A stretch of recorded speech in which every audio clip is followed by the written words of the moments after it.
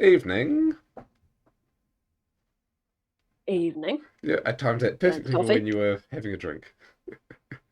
It's trademarked for some people, not me. But yeah, needed a nice cuppa. I like having coffee for the show. Gets me awake. How's So life what have we been going? up to? Oh, Well, me. Okay, good. Yeah, I'm gonna break the pattern a bit. Been good, family appointments, midwives, ultrasounds, things like that. We got bone density scans done on myself for my condition, which is good. Everything came up nice and positive. So I don't quite have osteoporosis yet.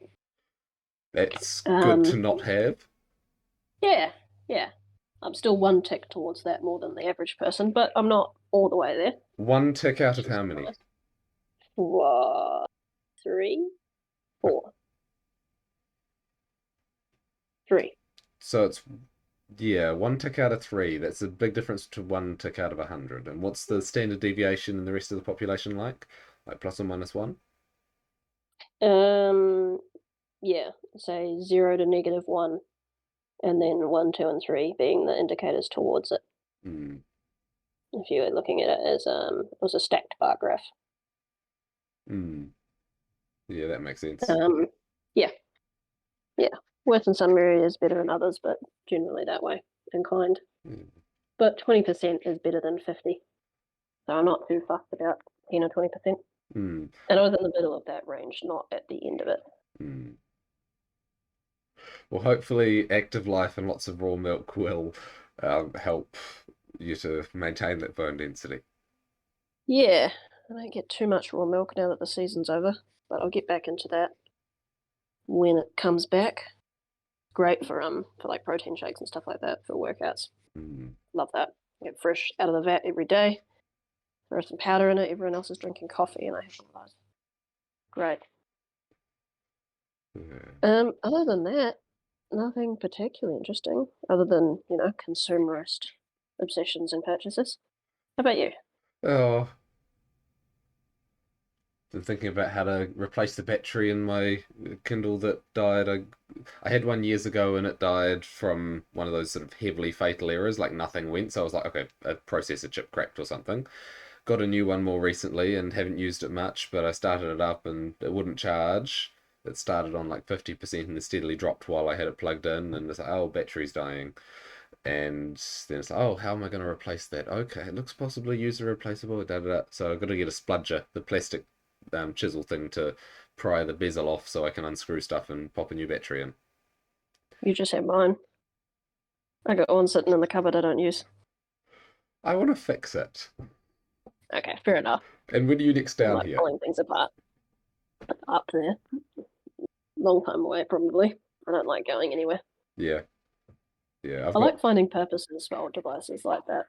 Mm, Like I found an old iPad buried in the cupboard from way back when. His, software is very far out of date. So I've mounted it on my wall, and it's just showing a consistent, what do you call that, slideshow of all my photography stuff. mm, So it's just a tiny little frame that flips through photos and quite a lot. I like it. You can see it's running to my fireplace in this tiny wee spot. yeah, yeah, that's cool.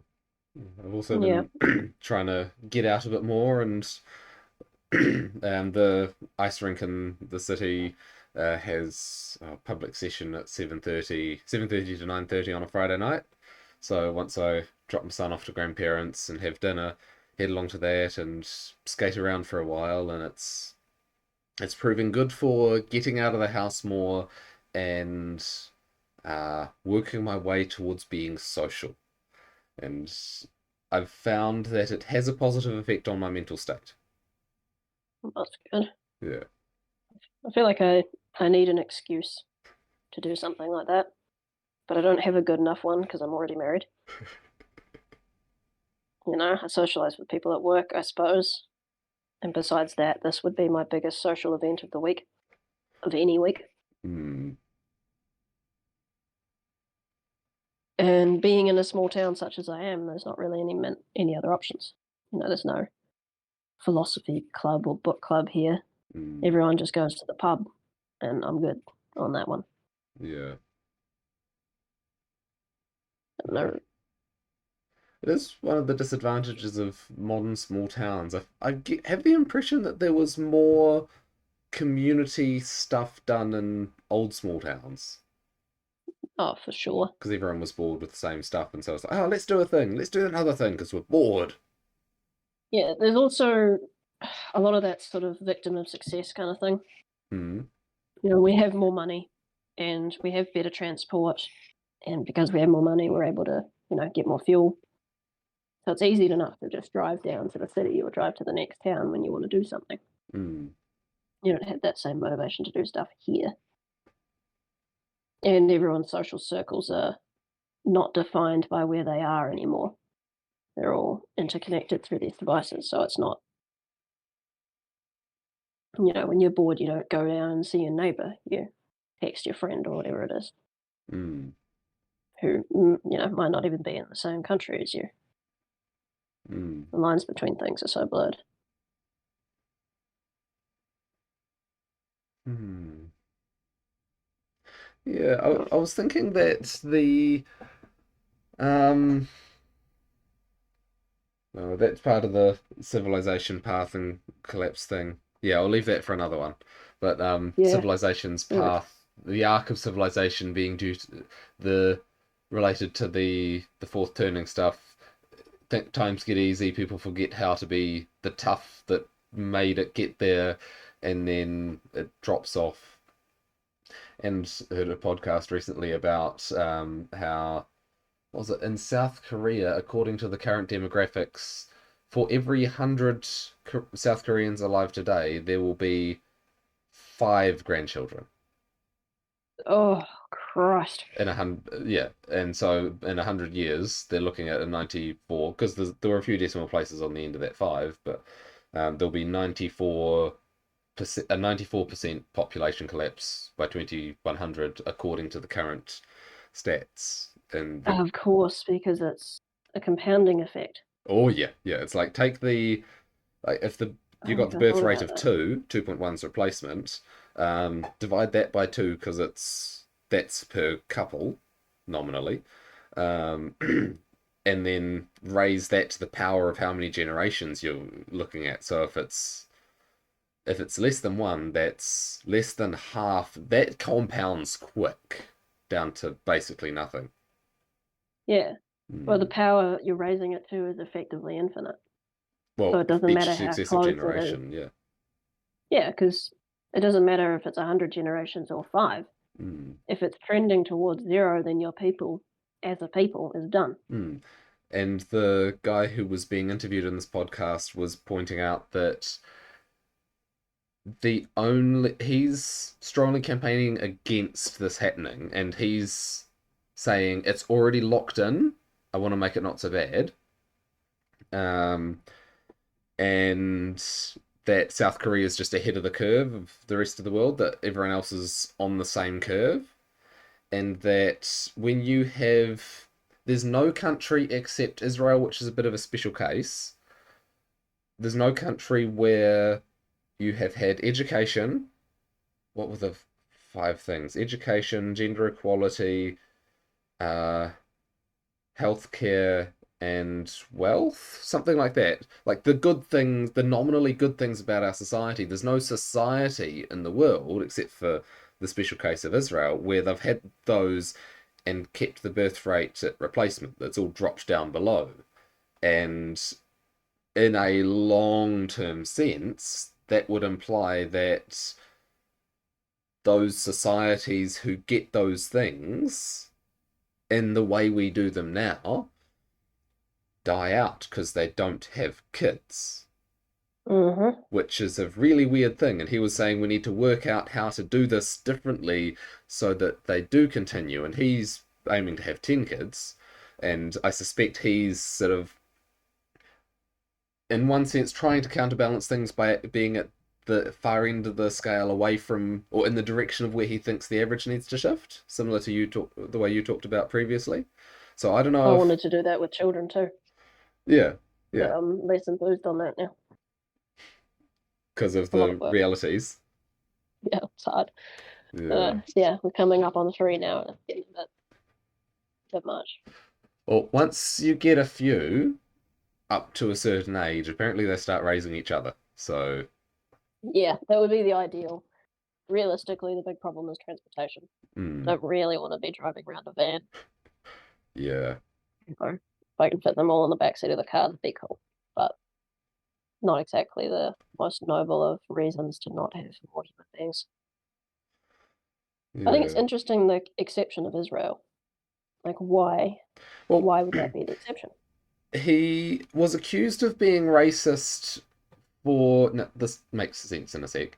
He was accused of being racist, basically. Oh, you just want to stop the white people dying out, um, and you're anti-black. And he's like, no, no, the only people who've shown any cultural resistance to this are white conservative Christians and white conservative Jews and the conservative religious groups. And so he's like, okay, those are sort of working. It's the people in like rapidly modernizing, or what would you call it, up and Secular. coming third world, India, for example, and various countries that are climbing up the ladder, where this is, you can see it having the same impact, and there it's almost more dramatic.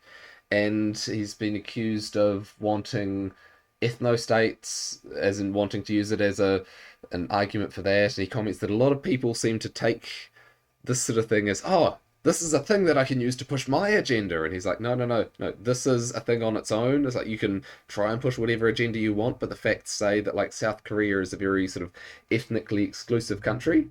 They're not big on immigration, and they're like the worst for birth rate. And Yeah, yeah, I wouldn't say that's why, but well, this is something I've been worried about for a very long time. Funny that you brought it up, to be honest. In terms of the accusations against people who point that out, and him specifically, I'd be paying more attention to the people who make those accusations mm, and why. It's that rules for radical thing where you accuse the other side of exactly what you're doing. oh yeah, You know, well, you just want to safeguard all of the whites, and you shouldn't be allowed to do that. Something like that. yeah, You know, oh wow, all the white Western countries are going to run out of people. Oh no, let's not talk about that. No. It's interesting that you also made the note again, which is that it's the conservative religious communities that are the most defended against this. mm. And he also talked about the uh I'm not precisely sure how to accurately paraphrase him, but far left um, progressivism in the modern sense um, has a massive impact on birth rates, as in the people in that political region are not having many kids at all. And so, for that to perpetuate itself as an ideology, it needs to pull in others from elsewhere. So, he was describing it like a virus, which would Mm. attack various other communities and convert the kids away from them. And that it's discovered, was it But previously, if you didn't like someone in your area, you would go burn them at the stake, kill them, arrest them, and the king would declare you a traitor or something like that, and you'd die. And that then would trigger a backlash and make it hard to do too much. These days, they just quiet cancel. What's the term? Is it quiet cancel? Just cut off the connections of the people saying the things that they don't want spread, and mm, it's a more subversive strategy, and so more effective because it's quietly done. But yeah, at the manufacturing consensus. yeah, but at the same time, it's what is it? There's a continual arms race of strategies where that will have its time of success, and then counter strategies get developed because the strategies that don't work fail and stop being applied. And things like semi isolated media enclaves, like the Daily Wire is a good example of one that's sort of opposing this, or Joe Rogan, and it's like people uh, talking separate to speaking in areas that they can't be cancelled within, It's like you could cut off that area, but like how many people watch Joe Rogan? Yeah, a lot. And I don't think it's such a separate area anymore. Yeah, and what was it the big thing about Tucker Carlson being fired in some way, and then he started putting out his own thing on Twitter, which is getting like more views, where he's posting a video to Twitter than the official news network he used to be part of, or something like that. Yeah, with the exception of Tucker Carlson, I think Steven Crowder himself has more views than almost every mainstream media network. And he's not a massive, like, he's a Mm, big person. He's not Joe Rogan. yeah. Now, there's a lot bigger shows out there. The age of these established media things is over. And when it comes to the siloed media thing, yeah, the other side plays that game, but great thing about a distributed market like that is that the best things succeed. Pure and Mm, simple. And the yeah. reason why people like Rogan are at the top of the heap and people like the Young Turks or whatever else, I don't even know any other examples. They're not doing so great. Yeah. Voice of America, would that be? Oh no, that's not an isolated Nah, one. No, no, I don't know no, any the of them. only neither do I. Then again, I don't even watch stuff on my side of the spectrum anymore. So Yeah. it's a tough one. Uh, They're gonna. It's a war. It's yeah. always been a war, and it's never gonna stop coming.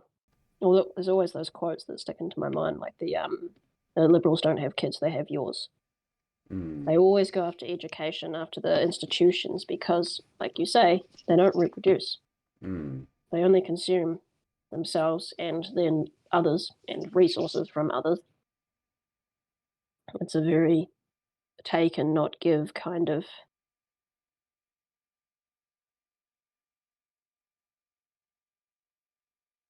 What would you call it these days?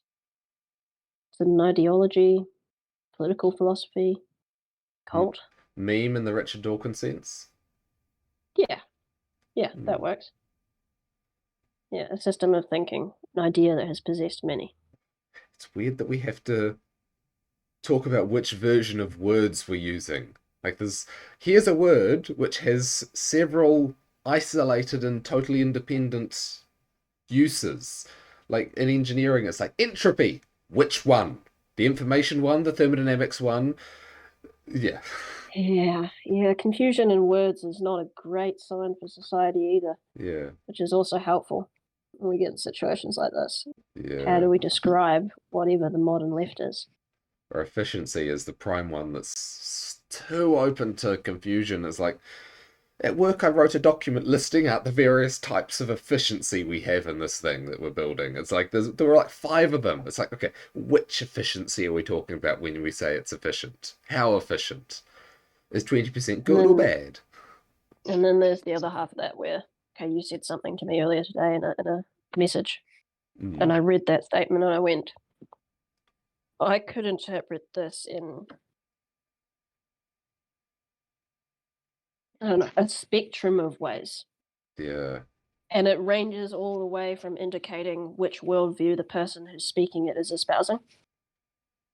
And you can go pretty far in either direction from such a statement and have most people still agree with the statement, Hmm. thinking it applies to their worldview and not to the others, which is such a problem. Yeah. They don't Yeah. speak the same language anymore. That's a way How's of it babble? constructing consensus too. Like if you say something that can be interpreted so widely and say everyone agrees with this, right? The beer is good, for But it's example. not. And then It's you say, not okay, here's a consensus. dark lager. Drink it. It's like, no, that's disgusting. And it's like, you said beer is good. Everyone agreed. Everyone agreed God exists. And I'm trying to think. Yeah, that is a great line. Because just because you, in your own personal worldview, can interpret a sentence to have it match your worldview so that you can accept it. I could see myself using these words to reflect my worldview. And someone who disagrees with you on everything can also do the same for theirs. We've got a real problem. hmm, It's not just what the conservatives have been complaining about, where it's the direct twisting of words like woman or whatever. It's being able to manipulate language to fit any given argument or justification. The language is too flexible. Because why? The standards for the standards for acceptable speech from others has gone down. People don't call out each other when things aren't quite right. It feels like divergent evolution. Like if you have multiple splitting branches. Yeah, and there's still some communication between them, which is where this confusion comes in, but it's like in different siloed areas of science or engineering, you'll have the same words used differently. And within that domain, we're in the that's not good, because that means we're in the fall of the Tower of Babel part of the story now. Well, that's been our speech is confounded. Yeah. And the tower is as tall as it's ever going to be, and it's crumbling and falling down a layer at a time on its own foundation. Yeah. The birth rate's one of those things. You said earlier about the birth rate that you think it's inevitable, or that guy you were referencing, sorry, said it was inevitable. Saying that where all the countries are on the same curve. Said that it couldn't be stopped. Well, you can, if you think of, now, if you come from a family where you were an only child, you'd be much less likely to have more kids, right? The pattern of birth rates has momentum, and it takes time to change. And if you have it for one generation and then it changes, so you have a short particular causative factor, say a world war, that prevents you having kids for a while, and then the situation changes, and then suddenly there's a whole lot of kids, and then you get the baby boomers. If it's the overall situation, not a particular thing that's driving the situation, then, like in China, I think their birth rate, if I recall the numbers he quoted correctly, they dropped by 20% in 2020, another 20% in 2022, and then they went up by like 0.1%, less than 1% in 2020. No, it was 2020, 2021, and 2022. 2020, they went down by 20. 21, they went down by another 20. 22, they went up by less than 1%. And various countries have tried to up birth rates, like free childcare. That the greatest increase they've managed to get was 3% from any single country's efforts, but then it's going down by 3% per year. So you can up a bit, you can put a kink in the trend line, but the trend line continues. Once you establish the modern industrial economy, I guess you could say, and the effects that has on education, gender equality, healthcare, lots of good things, you end up with the pattern of people postponing having a family until they're ready, and often by the time they're ready, they don't have time to get a family established before the biological window to do so is closed, or it's already shut. Like, go have a career to build up some financial stability, then find a partner, then make a family, or build your stability, have your holidays in the Bahamas, then suddenly, wait, I'm 35. I kind of wanted kids. And then suddenly it's not an option anymore. And that pattern, once the broad cultural patterns feeding into this are in play, it's very hard to turn things around. Because if you have only 90% of the kids in one generation, then 90% of that, then 90% of that, then 90% of that, that's only 10% per generation. That's not much, but that compounds over a few generations. And We don't know how to handle a declining population. We have had a exponentially increasing population for a century or two, I think. Um, and And a ridiculous scale too. oh yeah, yeah. And we don't know how to have an economy that carries on like this. And part of the reason that this guy knew so much about this was that he was a VC. I don't know what that means in a company. Venture capitalist. That sounds like it. Yeah, so he said his job was to look at what the economy would be in 50 or 100 years and then invest, I guess, based on that. And he looked at the numbers because he was in South Korea. He looked at the numbers and ran them forward and what? Ran them forward again and checked, and they kept saying there was no future for the economy. Like, if you've got 95%, 94% of your population predicted to vanish, even if that's off by an order of magnitude in terms of how much is left, that's still 50% of the population. That's a big drop.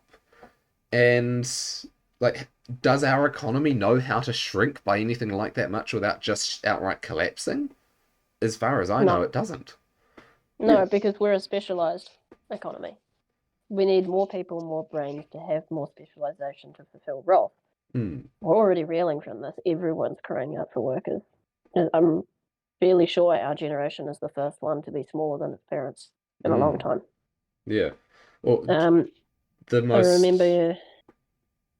Okay. yeah, the most similar example in human history that I'm aware of is the Black Death. Like that took out a third of the Mm, population of Europe. A third. We're looking at a hell of a lot more than that over the next 100 years or two. yeah, yeah, and the economy was gone for a very long time. But the individual became a lot more valuable. And so Yeah, people stopped being tied to the land that their grandfathers farmed. They could barter their labor to the next lord over and get much better conditions. So it fermented a massive revolution in workers' rights, essentially, because it's like, oh, you want to treat me bad? Fine, I'm walking away. yeah, that would be quite nice in our situation, which it is already going that way in a lot of ways. Hmm. It's a buyer's market at this point, um, seller's market, whatever. Yeah. It's such a dangerous situation, and we've been heading this way for a long time.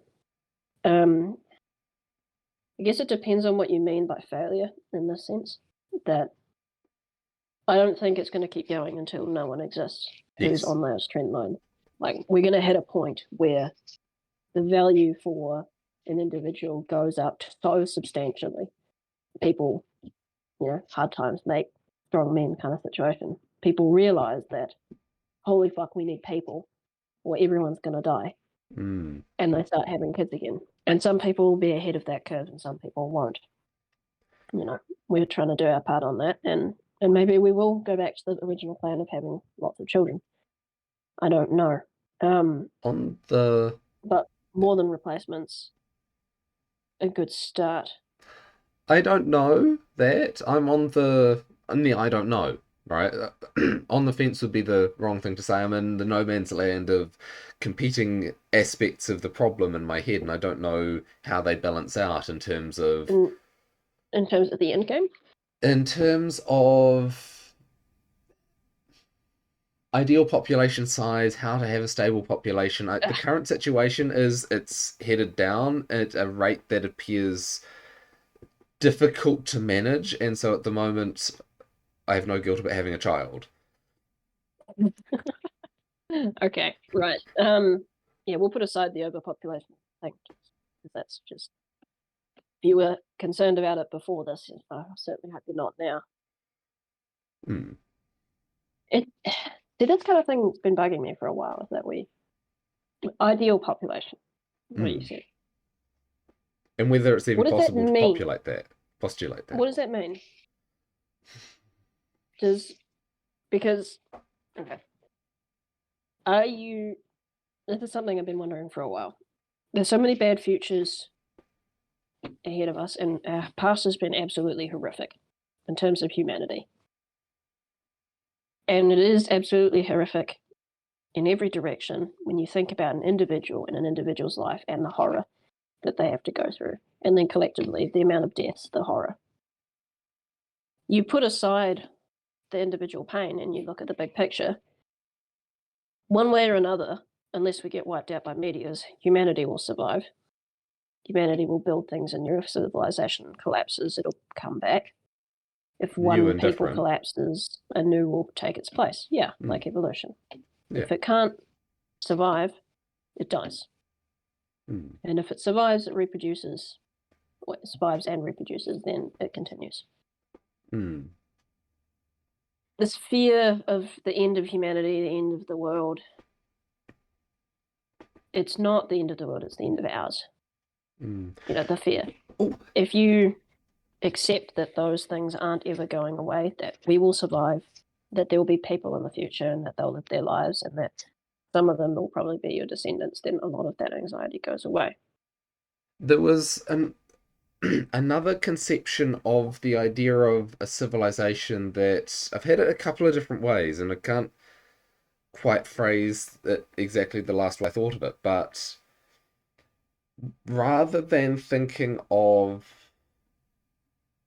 a advanced civilization as the goal to maintain, thinking of it as a temporary state within which things that couldn't be otherwise accomplished can be accomplished, but by its nature runs out. So feedback loops within the cultural system or otherwise turn it into something like an annual flower that grows for a while, then flowers and dies, but in doing so produces more spreads its seeds and produces more nutrients for the soil, so that the like ancient Greek philosophy was developed during the ancient Greek civilization,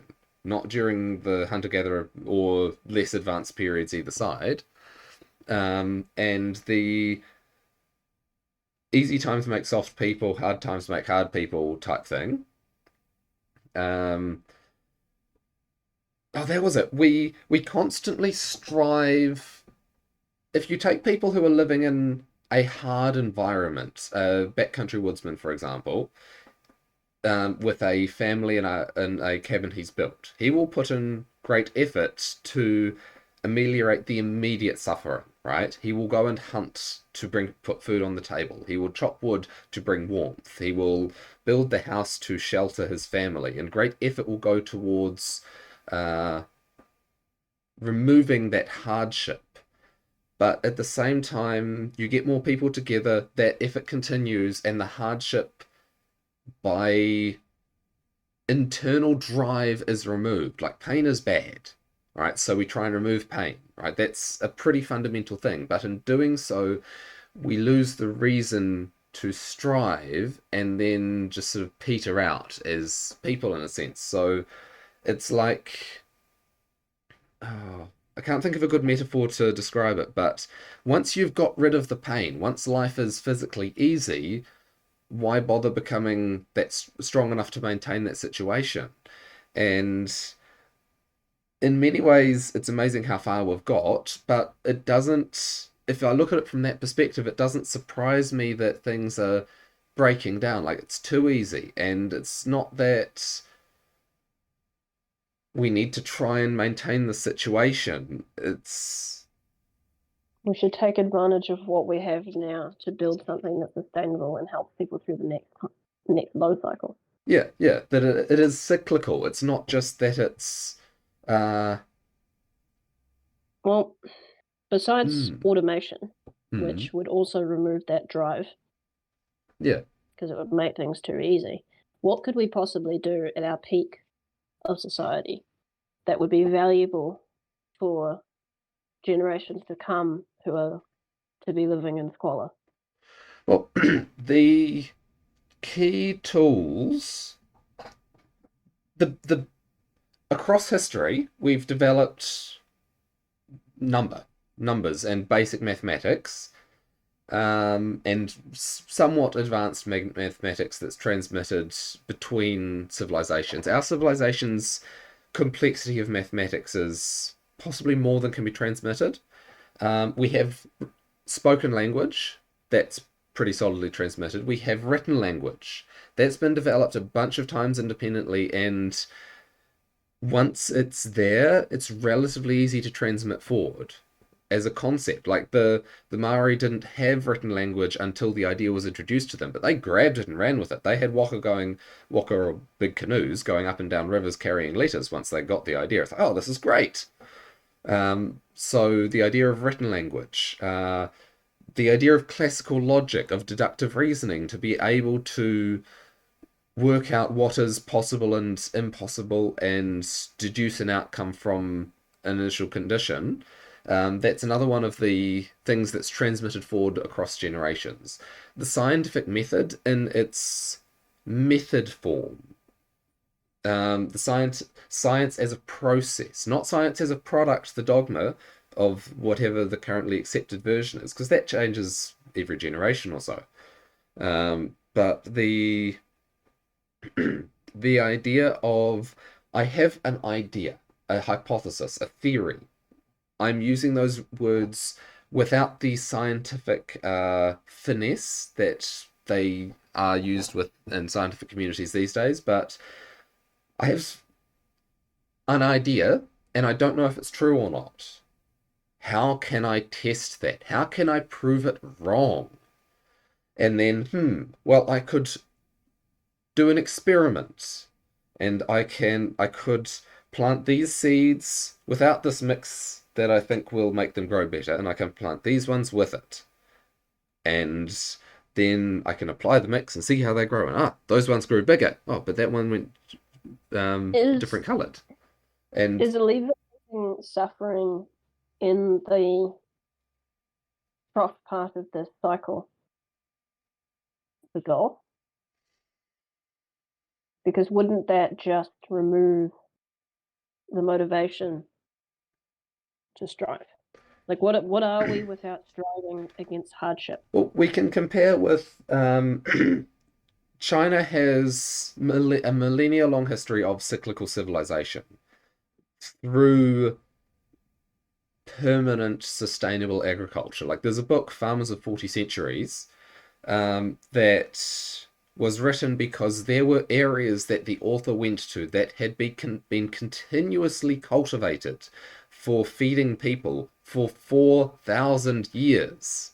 Not all of it, but there were areas that still had that fertility because they'd worked out how to do it. And the fact that there was a high baseline of available resources for the civilization to fall down to. I mean, it didn't go all the way to roving war bands going through wilderness that a generation ago was farmland. It went back down to a broken up, individually stable state where you have a farm, you grow food, you eat the food, you sell some to someone else.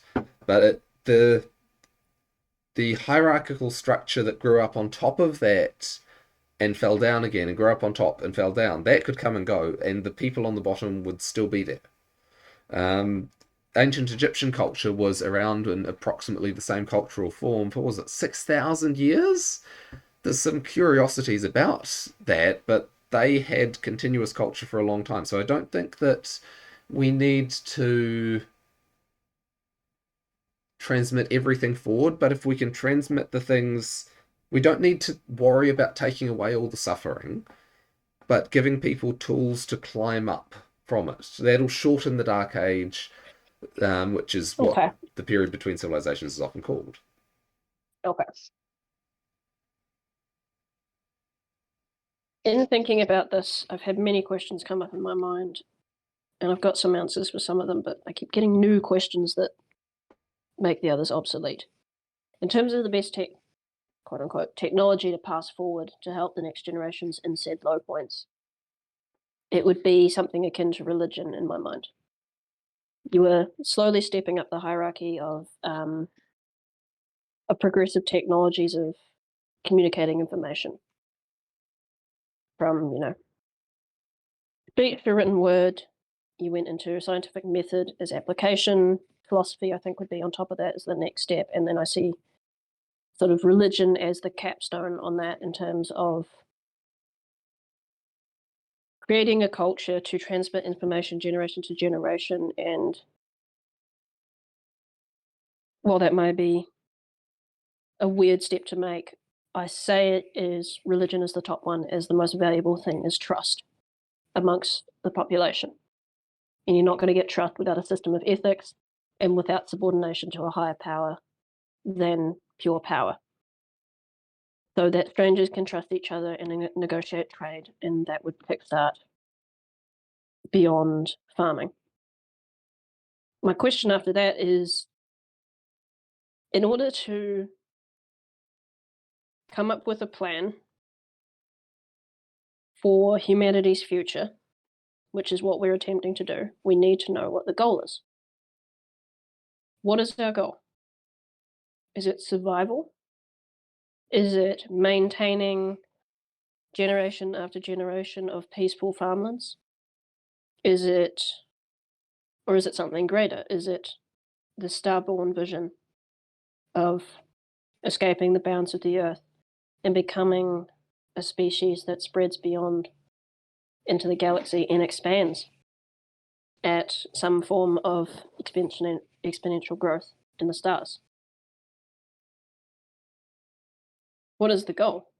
Because we can't define a plan. Like, yeah, we could make a plan that keeps us humble on Earth forever and farmers, and that's great. Whatever goal we come up with will be disagreed with and discarded. Right, but for us, like, we're sitting here saying, at the peak of said cycles, we can create or do separate, unique things that could not be done in the trough. And if we do those things, they can be then passed on to successive generations and make things. We can't pass on our goals and values. We can pass on the tools to achieve goals. Yes, but if we're going to acknowledge that at the peak of civilizations, technologies of thought or process or information can be developed that is useful to said generations, and we know that consciously, therefore we should attempt to create something of maximum value for the future. And in order to do so, we have to have some idea of which way we want things to go to have the most maximum value technology. Yep, if we're going to sit around and if we're going to sit around and hypothesize about this, we should hypothesize about it in a way that's maximally valuable. Where do we want humanity to go? Where do you think it should go? What is our destiny? The areas that I would focus on are the, to us, basic technologies. An understanding of basic sanitation, some mechanistic principles and sources of energy like water wheels or the ability to heat a tank of water in the sun. Okay, why? Because they're implementable without our industrial base and can improve quality of life in the trough so that people can focus on things beyond sheer survival in the midst of hardship. Okay, so based and I on feel those are that, underserved. That's the key thing there, that I I think that if we don't try and transmit those things and they don't get through, then whatever else we try and transmit will be lost because it's less immediately relevant. Okay. Based on that answer, I would say that you think that the future of humanity is something where we should be striving beyond a sustainable, peaceful existence. You're wanting to kickstart the next peak rather than have a stable middle ground. Each peak goes in an entirely different direction that's basically impossible to predict in advance. I didn't say which peak in particular. Yeah. I said the next one. Yeah, I guess I want to give people the freedom to climb that peak, whichever peak it is they choose. more hardship. Like another peak will inevitably happen. Give it 100 years, 500, 1,000 years. Like another civilization in just the island of New Zealand or crossing half the planet will emerge. Um,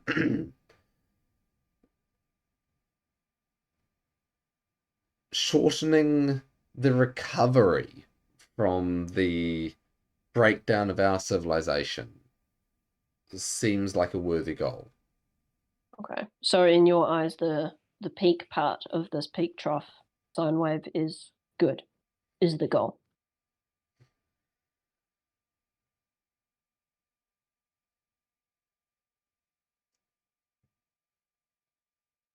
It's weird.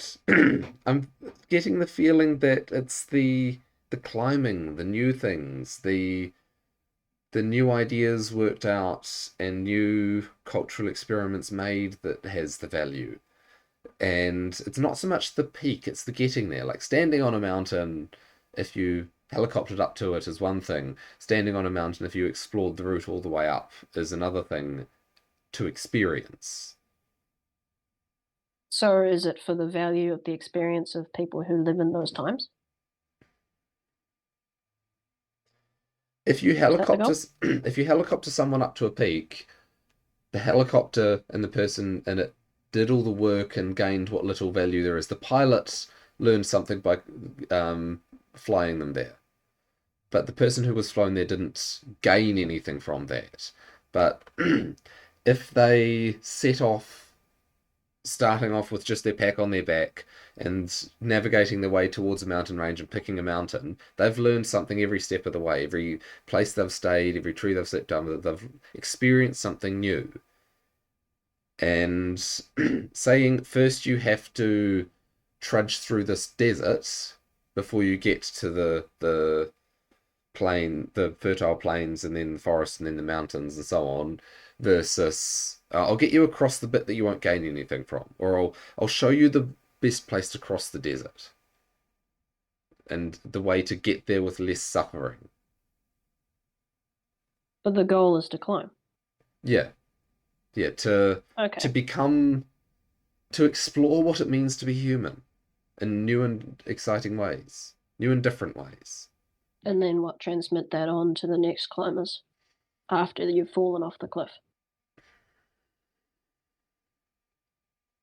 I guess that's where it gets metaphysical for me, because then it's about the growth of the individual souls who make that climb and where they go after the stage of being human. So the cycle Is on that Earth the point of continues, the wheel continues turning, but then the people who climb the wheel at some point jump off and go on to whatever's next. and that's the point of humanity in your eyes? Yeah, yeah. The point of being in kindergarten is to move on to school, and the point of school is to move on to high school with the lessons learned along the way. And the more you don't need to. Being in kindergarten for 10 years has no benefit when you could be in there for three. So we have a glass ceiling in your worldview. The mountain will never be taller than it is possible to be climbed. That there's an upper limit to the peak. To physical humanity, yes, but not to individual development. You climb until you reach the glass ceiling, and then you leave the sample of humanity in a spiritual sense. But that's the Um, metaphysical view that I take to inform the future. And it's one of these ones where the conclusion is kind of irrelevant because the reasoning to get there of less suffering is good in general. And okay. if we can cut the bottom off the trough, then that seems like a positive. Okay. So you want to raise the baseline so that when you fall off the cliff, it doesn't hurt so much when you land. Okay. Yeah, and Couple more can be questions brought then. forward from that. Is the act of climbing from, let's say, 10 meters to 1,000, or from 1,000 to 2,000, is the first set more valuable than the second?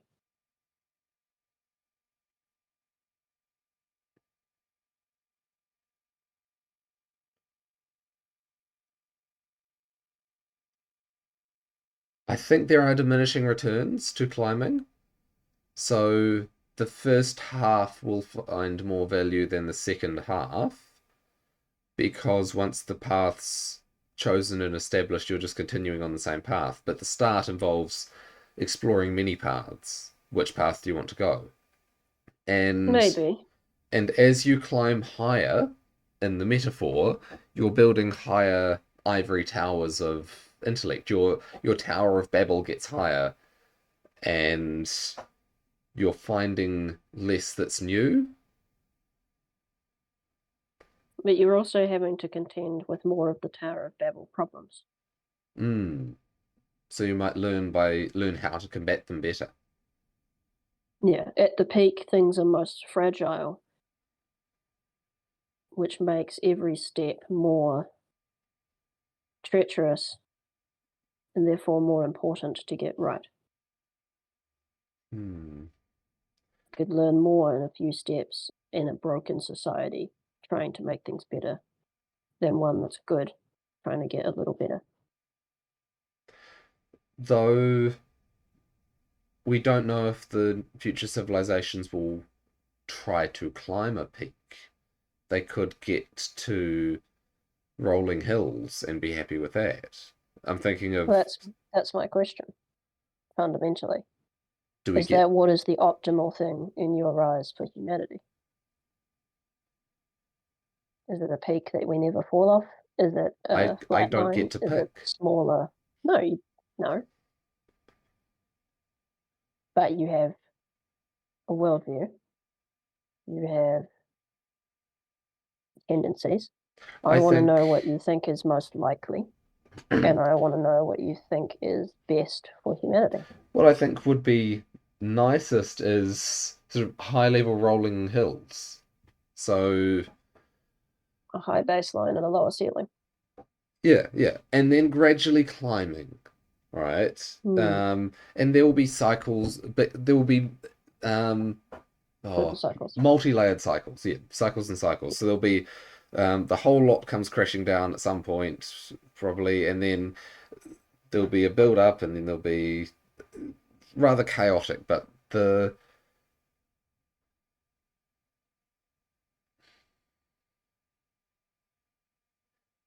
in general, it feels like it's better to have more humans than less. But if that starts, if that becomes toxic, if it goes, if it manifests in the negative way, then it becomes self-destructive and self-limiting. And if you can keep it manifesting in the positive way, where more people does make things better, then the society will continue to grow. Or if you can achieve a stability where it isn't growing, but it's growing in it isn't growing in size, but it's growing in stability, or even a exceedingly long downslope, which ancient Egypt appears to be, from what I've heard, although archaeologists would disagree looking at it from the worldview of there's only Mm. ups and collapses. So, in that perspective, what would be the best technology, loose quotes, that could help lower the amplitude of the wave and hopefully put it on a slight uphill trajectory over time The one to that avoid this peak and trough problem we have. the one that I've read promoted, which is the simplest one to start with, is agriculture that builds the soil it relies on. So the Well, that would ability, solve the bottom of the floor of the amplitude problem, yeah, but it wouldn't solve the peak problem. I feel like one of the greatest ones to help with that would be the parable of our civilization and the mythical consumer who consumed the world. If we learned from our history, we wouldn't be having these problems already. The one thing, what is it? The one thing you learn from history is that no one learns from history. I like that.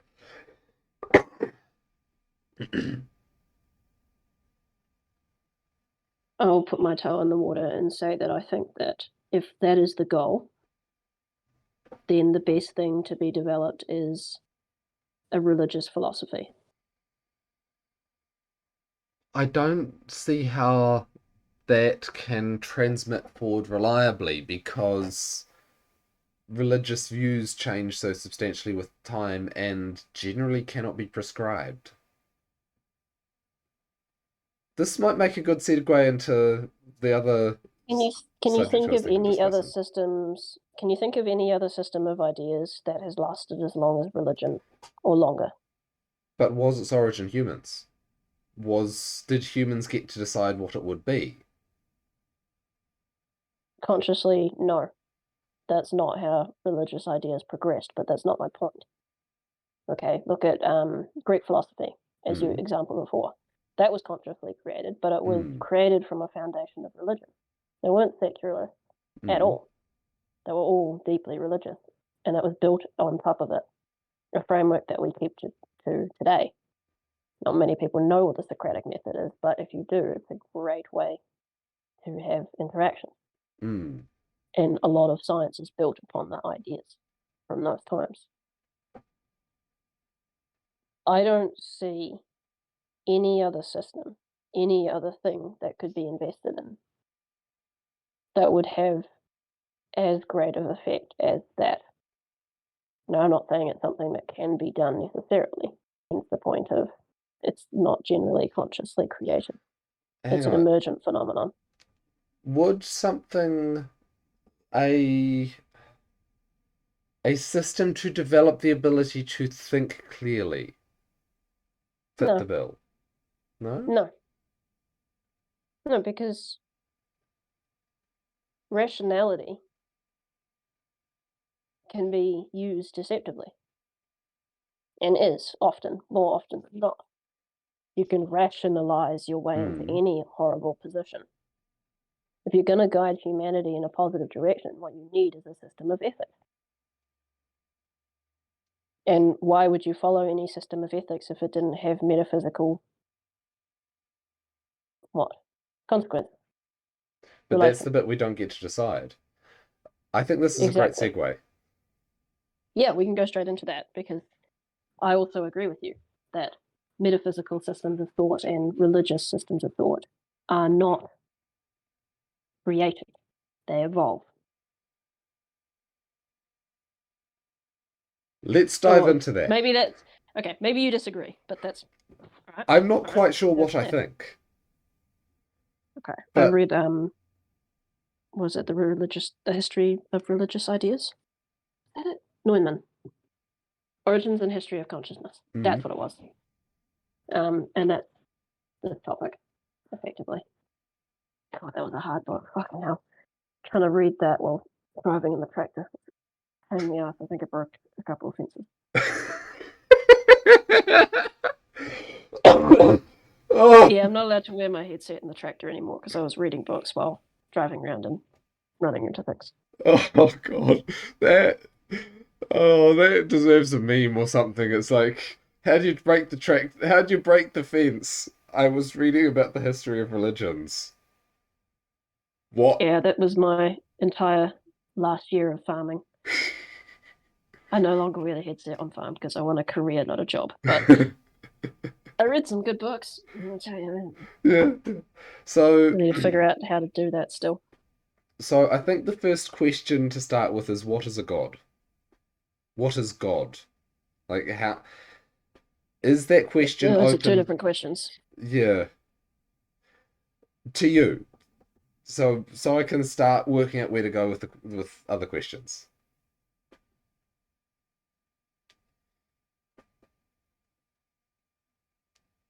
Okay. Um,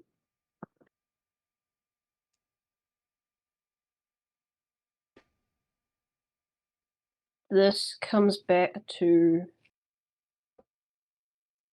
my whatever Okay, I'll say I didn't create it, but maybe I word it differently than it was originally created. My steps in human learning, in terms of not an individual learning something that someone else has known, but the first human to have learned a thing that is new to humanity.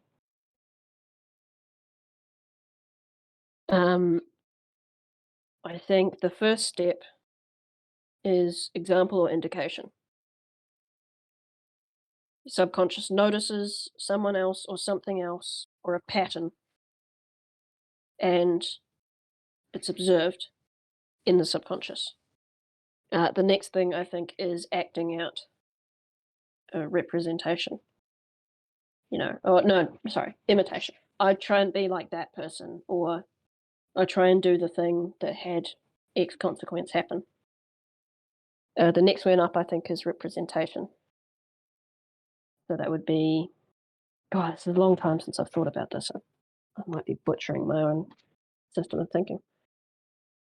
Imitation. This is an acting out of what that person does and did that made them the hero, for example. And then there's the archetypal process of condensing and condensing. There's that hero and that hero and that hero and that hero and that hero, and all of them are like this, superset hero, and now we imitate that. God, I'm butchering this. I really am. I don't remember it now. I think I've said it on the show before, so if you've listened through everything, you would have heard it. Listener. Yeah. Imitation from seeing representation in mythical figures, scaling that up to truly mythical figures and condensing, and then from that representation extracting out articulated speech from the representation. So, saying all that, I think that a god or gods is a figure created by the subconscious as an attempt to explain a phenomenon to human consciousness that we do not know or have articulated yet. Well, that's where they are when they're first created, when they hold the grip of humanity and everyone feels compelled to follow them, is because we haven't extracted the value from them yet. We see them as beyond us great figures, and they're a representation of underlying forces, rules, systems in our world.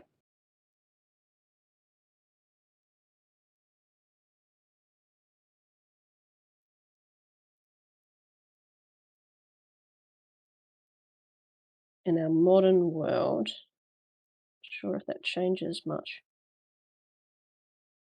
Even if we can articulate their value, they still stay in that place of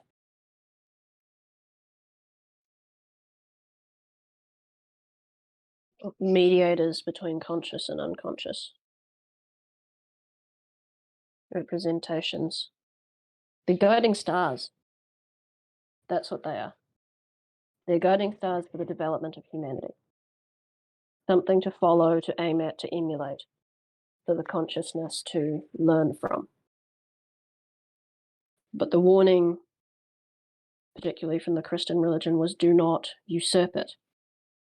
Do not presume that we no longer need to follow the guiding star or a guiding star, that because we have learned enough.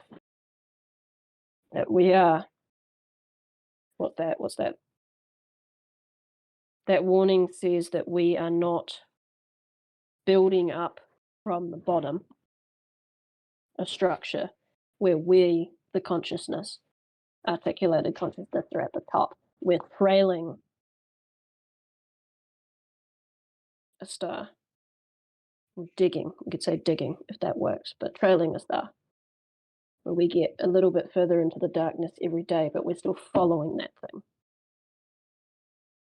not building on top of it. Chasing the horizon. Yes. In that analogy, that would make, if you were going to map the brain, you should put subconscious on top as more paramount than consciousness. Or superconscious. No, subconscious. Yeah. No, that would be correct. In the map, the subconscious is more important than consciousness. Though the analogy is digging down, and literally in the brain it's stacked that way. But in terms of hierarchy of importance, subconsciousness is more important than consciousness. In terms of that's where we grow into, because we can't grow anywhere else.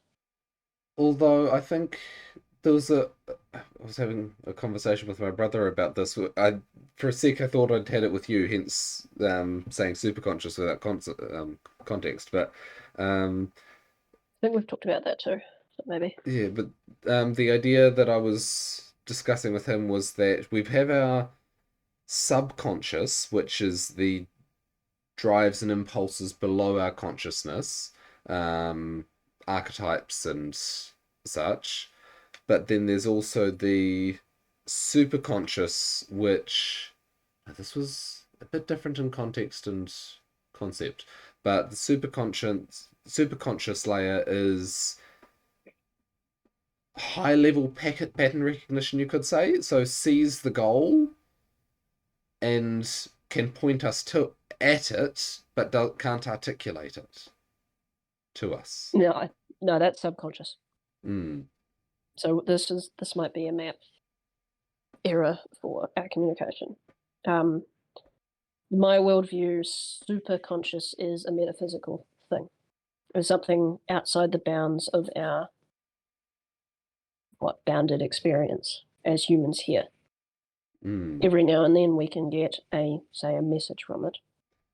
Yeah. That's the higher self, effectively. Yeah, I think I was trying to bring that concept down into psychological terminology to discuss with my brother. So getting some wires sort of deliberately crossed to bring it into a way he could understand and agree with.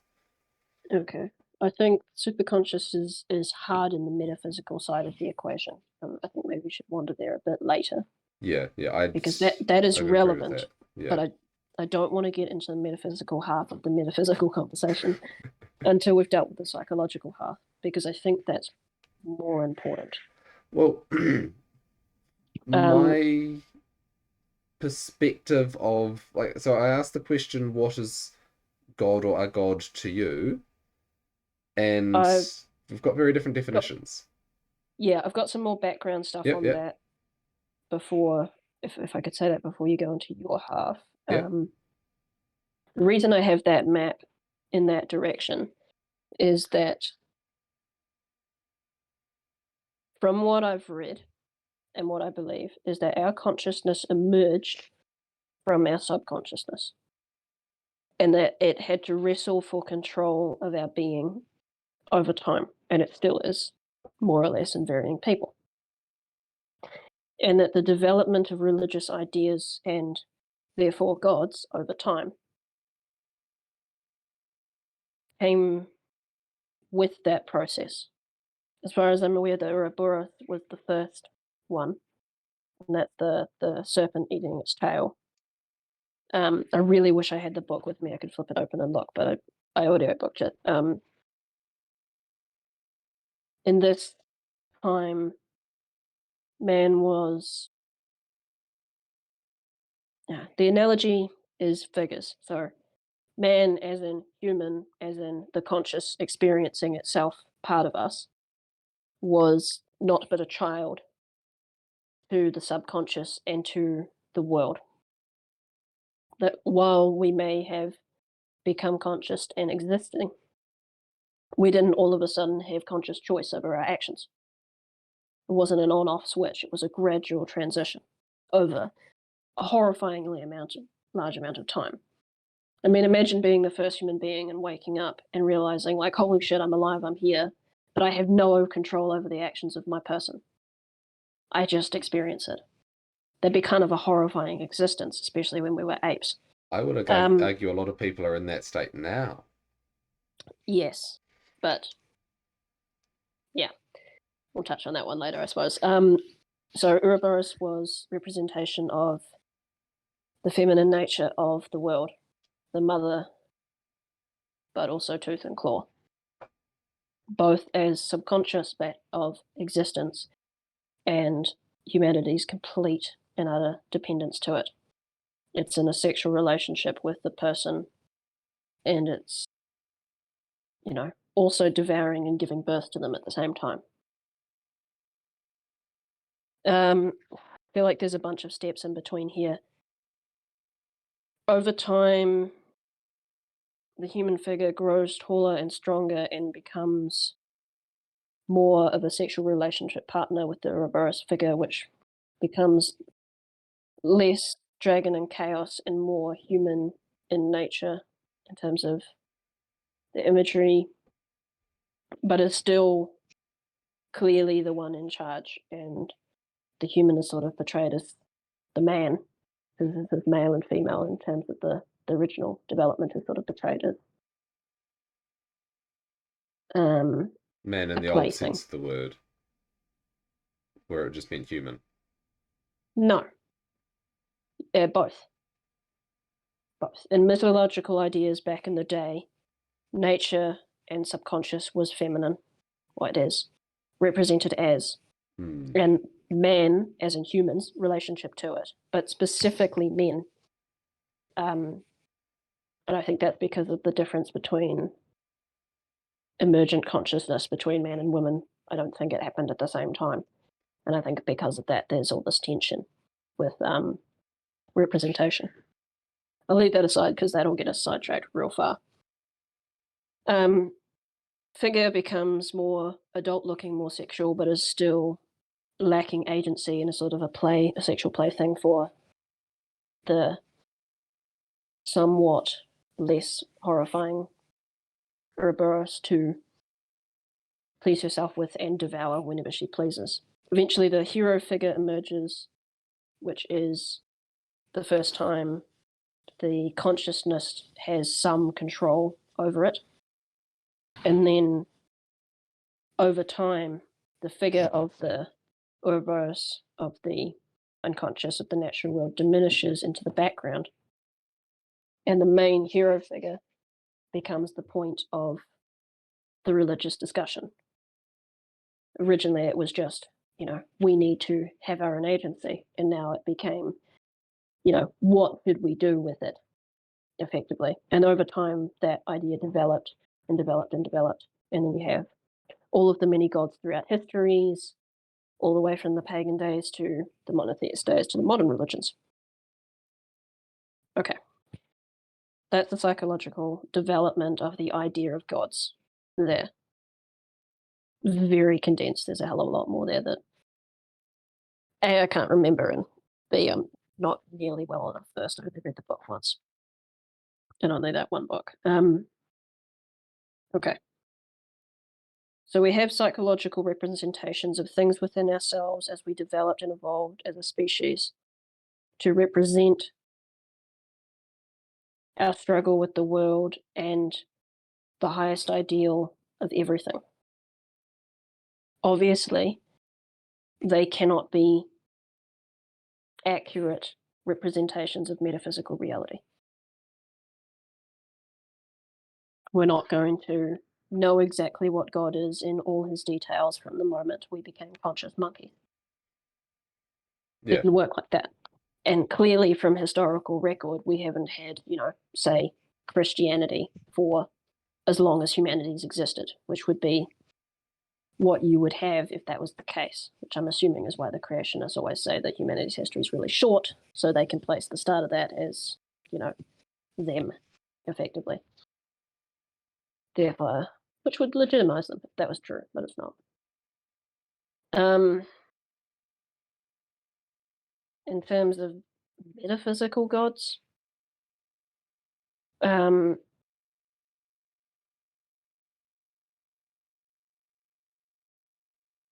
God or gods would be the question. Whatever the grand unifying spirit of this existence is, it is by definition all-encompassing and unknowable. I would say that the gods, as humans know them, are best attempts to represent that spirit and what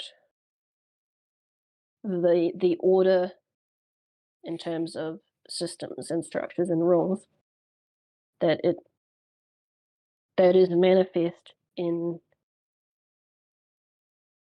the universe. Yeah, as such.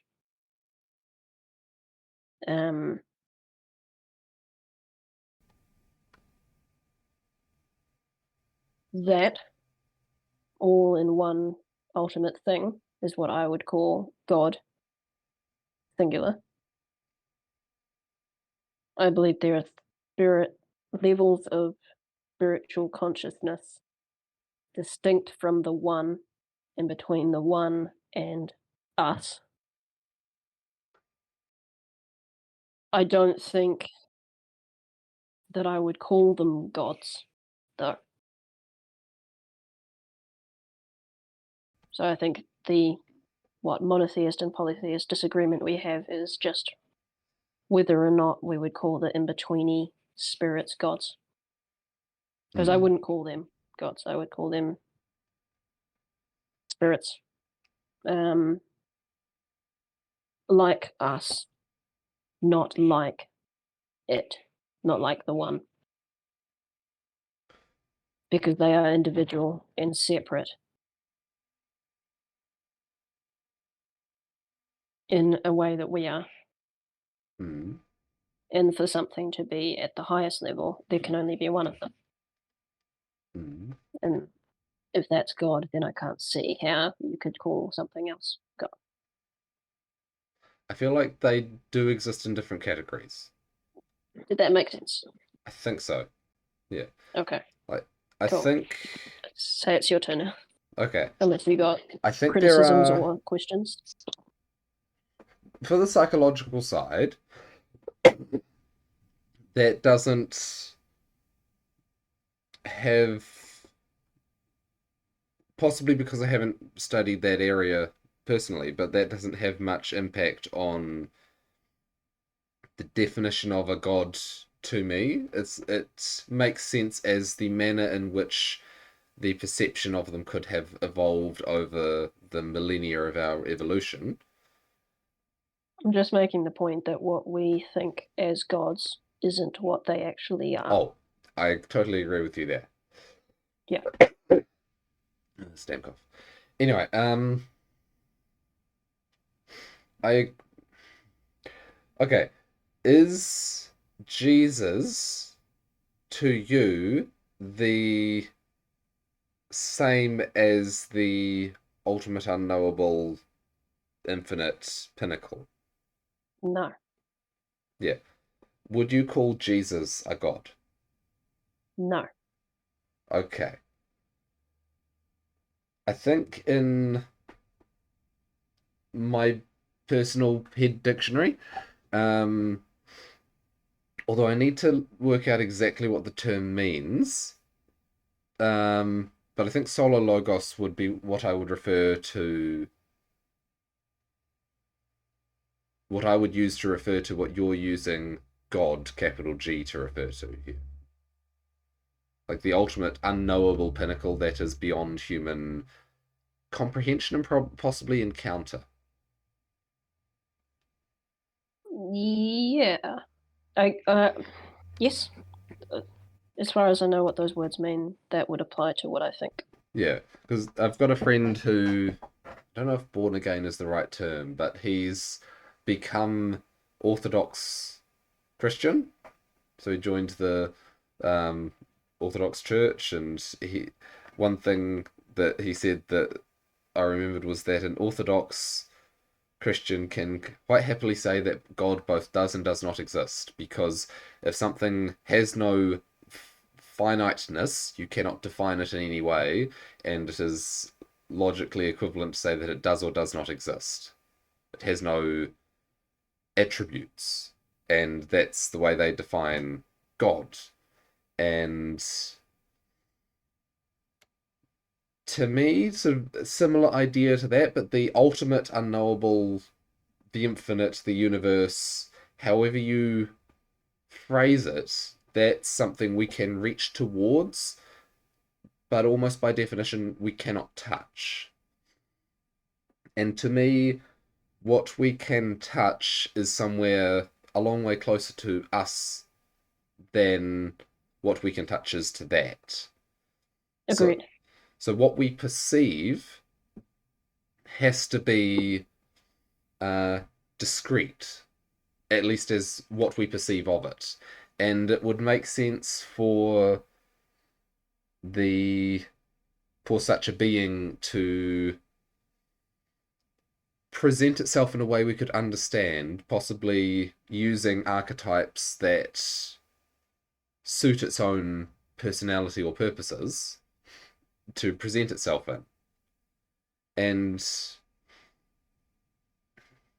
to me, that's what a god is, where people talk about having a relationship with a god. You can't have a relationship with infinity.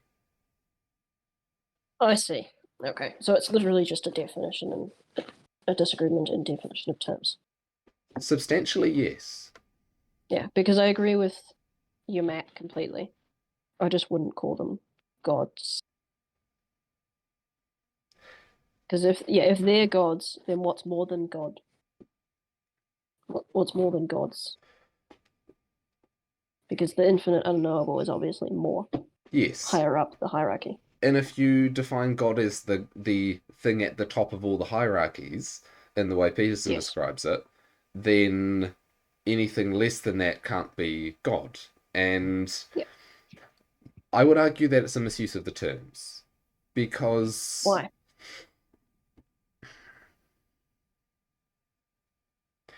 any attempt to approach that top of the infinite hierarchy, unless it's the top of your own conceivable hierarchy, like you can approach the top of your conception, and then that recedes away as you approach it, but you can't approach the edge of infinity.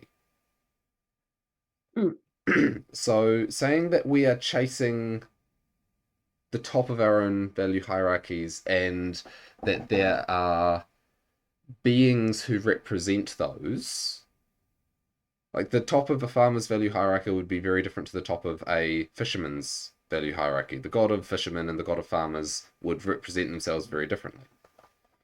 I think you might have lost me there. In the sense that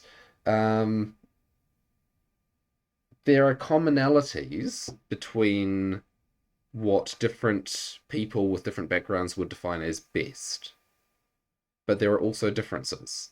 And I think my conception and understanding and experience is that gods are gods, as in what we encounter as personalities, are not without restriction. They are substantially less restricted than us, but they are not without restriction. They are not without limit. Okay, I've got a couple of hitches there, I suppose. Mm. I don't see how you made the jump from best approximation, top of the hierarchy as our conception, trying to be as close to the ultimate ideal as possible, to best hierarchy in terms of a profession. Yep. I guess what you're trying to make, what, a culture analogy? Is that what you were trying to do with that? The fishermen versus farmers, are you trying to use them as a representation for, say, one culture versus another culture There, aiming at the pinnacle of ideals. one individual versus another, and a recognition that there are, like, even if there is one universal pinnacle, which is all encompassing, it's too much for us to aim at. And I think the idea of Christ represented as the only pinnacle sort of strips now the principle of Christ as opposed to the person of Jesus. The Solo logos, like you said. no. To Now this is the way it's sitting in my head now. And Okay.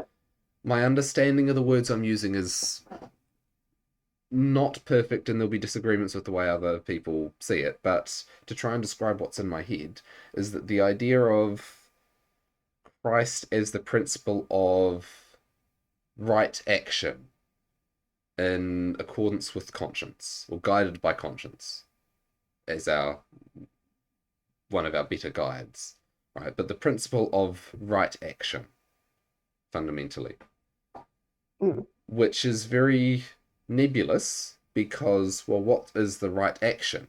And there are a bunch of Bible stories to try and lay that out, but the precise definition is left up to the individual. Where, Um, like, there is, it's not left up to the well, individual's reason. yeah, It's left up to his consciousness and his relationship with, in this worldview, the Holy Spirit. mm, Okay, in terms of, okay, here's the way I see it with the whole Christ thing. Um, sorry, I still have difficulty using his name because it's just abused. In terms of hierarchies attempting to aim at the ultimate hierarchy, he made the statement that we can't aim at it because it's too out of reach. Like, we shouldn't aim at it, which I don't follow. I don't see how that works. And in terms of the figure of Christ, say, devoid from the reality of it, is that the point of the religion is to say that he is the highest pinnacle that we have that's as close to the actual pinnacle as humanity can manage. Say right now. I don't know if that's forever or not, but at least right now, until he comes back, which I guess would be the right now until later. And that the connection between that highest pinnacle and the actual highest pinnacle is the Holy Spirit, which is what we call our conscience. That's what I see him as.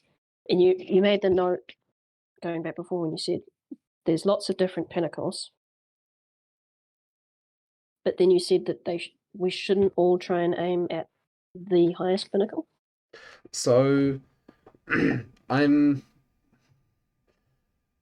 one of the assumptions in my head is that the solar logos is too much to comprehend for us in a in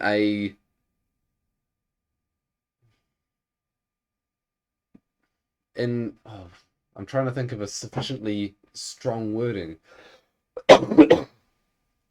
We can't reach it. All we can see are glimmers of it, reflected glimmers of it, because it's unknowable. And Christ is a glimmer that, in some senses, tries to be all things to all people, and say there is only one pinnacle, as in the Solo Logos, the unknowable infinite, and that's where you should aim. And from a philosophical standpoint, my feeling would be that that leaves very little direction. Because it's like saying, go to the horizon. Which one? And there's my objection. okay. I don't see the ultimate pinnacle, as we're talking about, the Solar Logos, as infinite, unbounded, all of that. I see it as having a spirit, as being in a direction, a moral agent. That's not infinite directions. That's not a go at the horizon, it's go that way. That's Jesus. Now, maybe it's vaguely that way. No, I mean this for God, for the ultimate ideal. That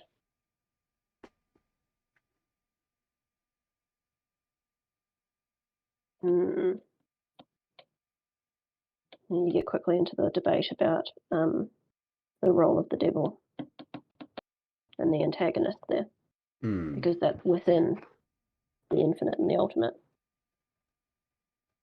But the devil as a entity is not in a lot of other religious views. Like, there are certainly malicious entities, but the idea of an ultimate evil is not in a lot of other religious views. It's an adversary. It's barely actually in the Christian text. It's just a cultural interpretation more than anything. Yes.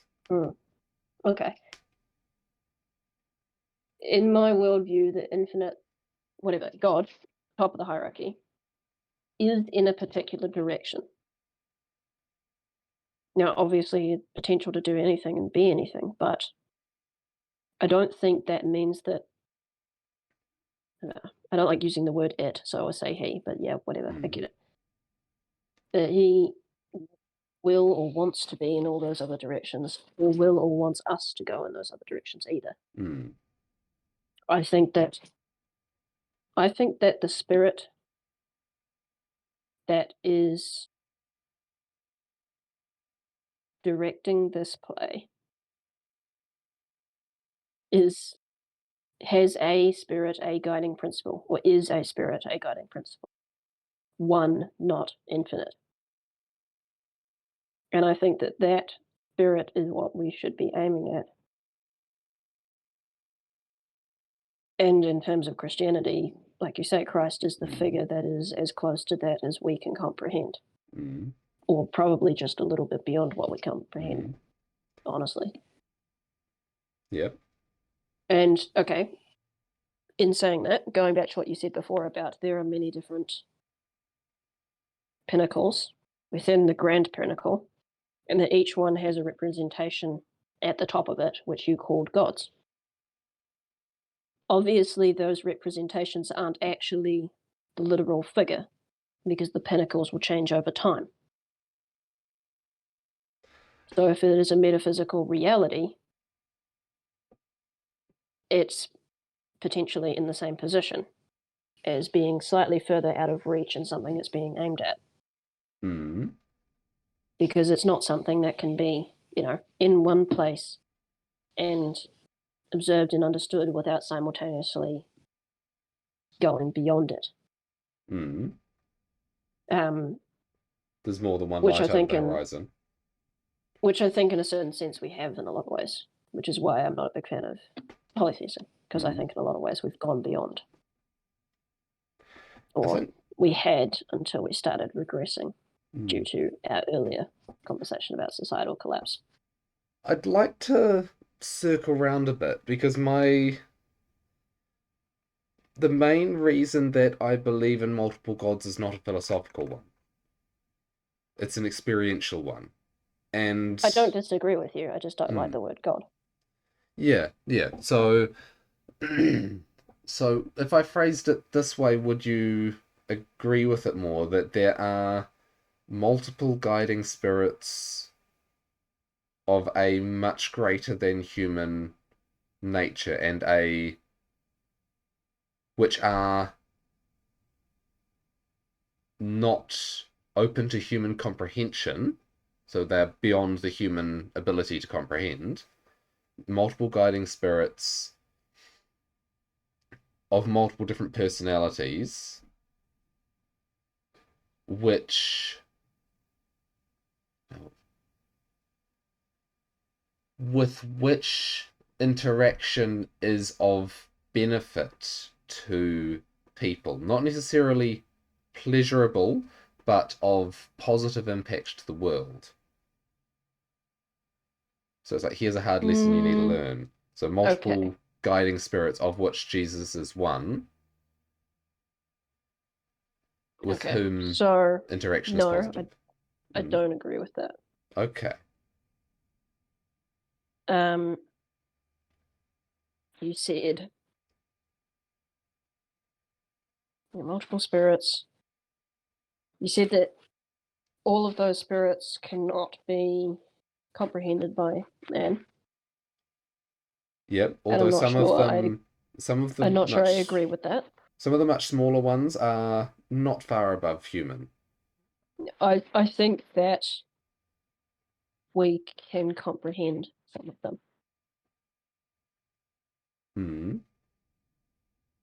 Well, okay, not all guiding spirits are good or noble or high or holy.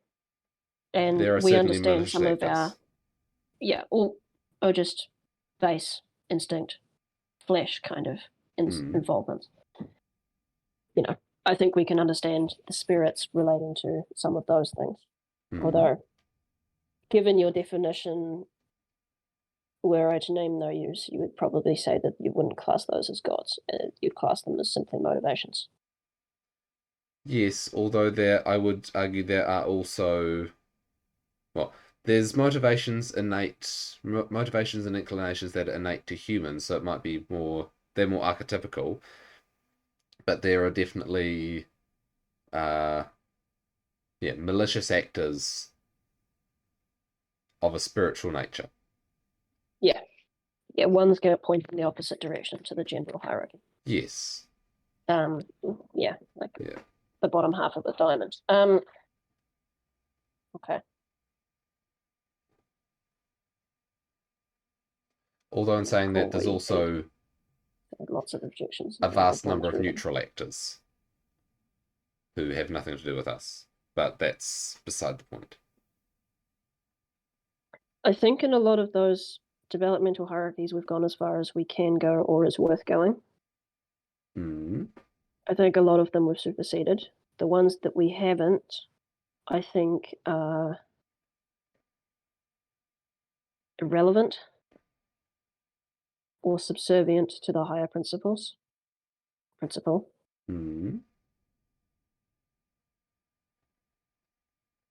don't view them as equal. I don't even view them as in the same category. I would say that you said that pursuing and interacting with them can be beneficial. I would say with the asterisks of it being nested within your pursuant of the higher principle. Yes, I would. So if we're going to lay this out in a map, the map I've been using in my head is a massive pyramid. Top is the ultimate pinnacle, solar logos as you described, God. And then all these little ones down within, all next to each other, maybe slightly overlapping here and there. The lower ones I also see as nested in the middle one, properly nested in. Okay, some of them nested in the little one, which has got Christ representation in the top of that. And that ones within that could be investigated whilst also being subservient. Doesn't feel like the right word, but that's probably my upbringing talking. To the higher principle, bounded by adherence to the higher principle, and have that be good. Ones outside that, I'm not so sure. Maybe, and Obviously, anything Mm. pointing in the other direction is definitely not a good idea. Yeah. Antithetical to the good spirit. Those ones that are closer to us and not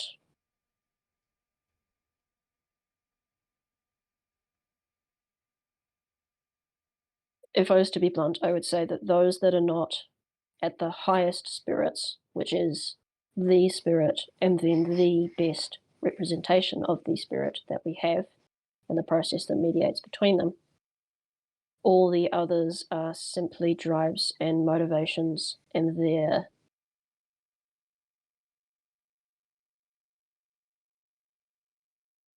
archetypal / metaphysical representations. I put them far, far closer to us than I would the other side of the metaphysical spectrum. I wonder if part of the reason for the diversity, to use the metaphor of a school again, if you want to aim at the pinnacle, bring the university professors in to teach in the kindergarten. To it doesn't quite make sense, but I think that's trying to get the point across that if you're that a guiding light that's closer to the pinnacle doesn't necessarily get you there faster, No, and no, I think it's more likely to be misunderstood and lead you astray because you don't understand what you're looking at. right. That would fit with my theory about the development of religious ideas. Mm. And I would argue that That the nature worship, mm, then basic hero worship, then polytheistic drive worship, and then ultimate hero worship, and then monotheism after that. mm, That would be my theory of stepping stones up the hierarchy. mm, And I see polytheism not as you've described it, because I don't actually think you're polytheist by the way you've uh, described it. okay. I think you're more monotheist than you think. Um, actual polytheism, I think, is a stepping stone along that way. Okay, so what do you mean when you say polytheism? As far as I'm aware, polytheists do not believe that there is a single pinnacle at the top of the hierarchy. In terms of historically what polytheism was, Mm, that's for damn sure. Maybe modern has changed that a bit, but I don't know how much that really counts. What I see as polytheism is, let's say, many points of hierarchies, many pinnacles, many figures at the head of each pinnacle, but no overarching one, and no overarching spirit that encapsulates all. No one, only many. mm. And as far as I'm aware, that's what the ancients were.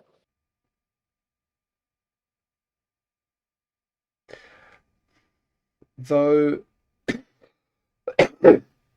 The overarching from the ancients, as far as I'm aware, was nature, yeah, the nature gods worship, were subservient to the natural order, as in the to nature gods. itself, Yeah, yeah, and the which spirit of that nature, like in which the monotheism is not. monotheism I is subservient to God, who. Yeah, modern monotheism, or monotheism in general, as far Mm, as I'm aware, that's the a key god, the difference. spirit at the top of the hierarchy is outside of creation. Christianity puts the pinnacle outside of the natural world, Yes, where very, very hard to generalize here, but for my personal philosophy, the natural world is a manifestation of that pinnacle, a manifestation of the will of the pinnacle, you could say. creation. Yeah, creation is like it has. What was it? To quote from something that the Christian was saying, things God creates have value. God created creation.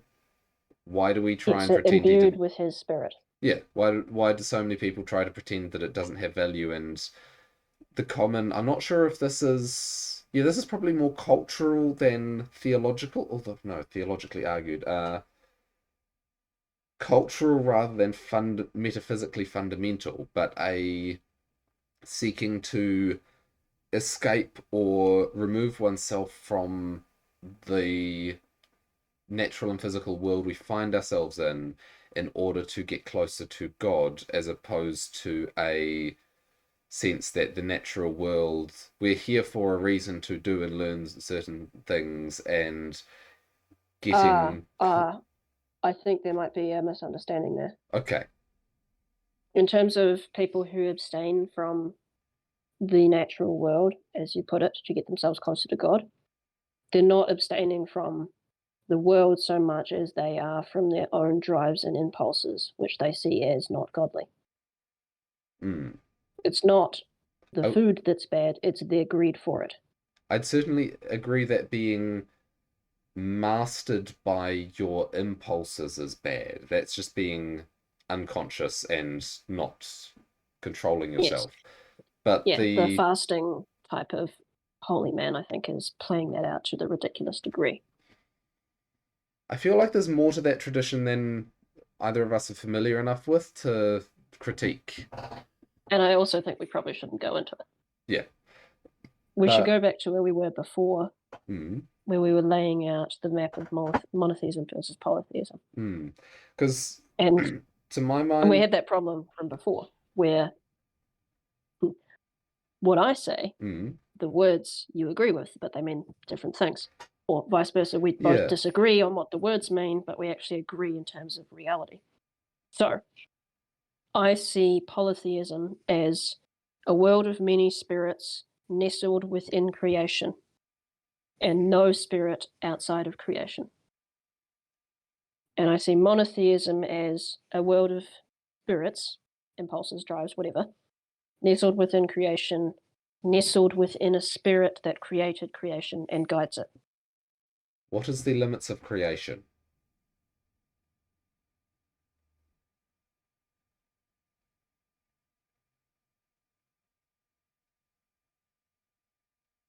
Do you have another way of phrasing that Well, question?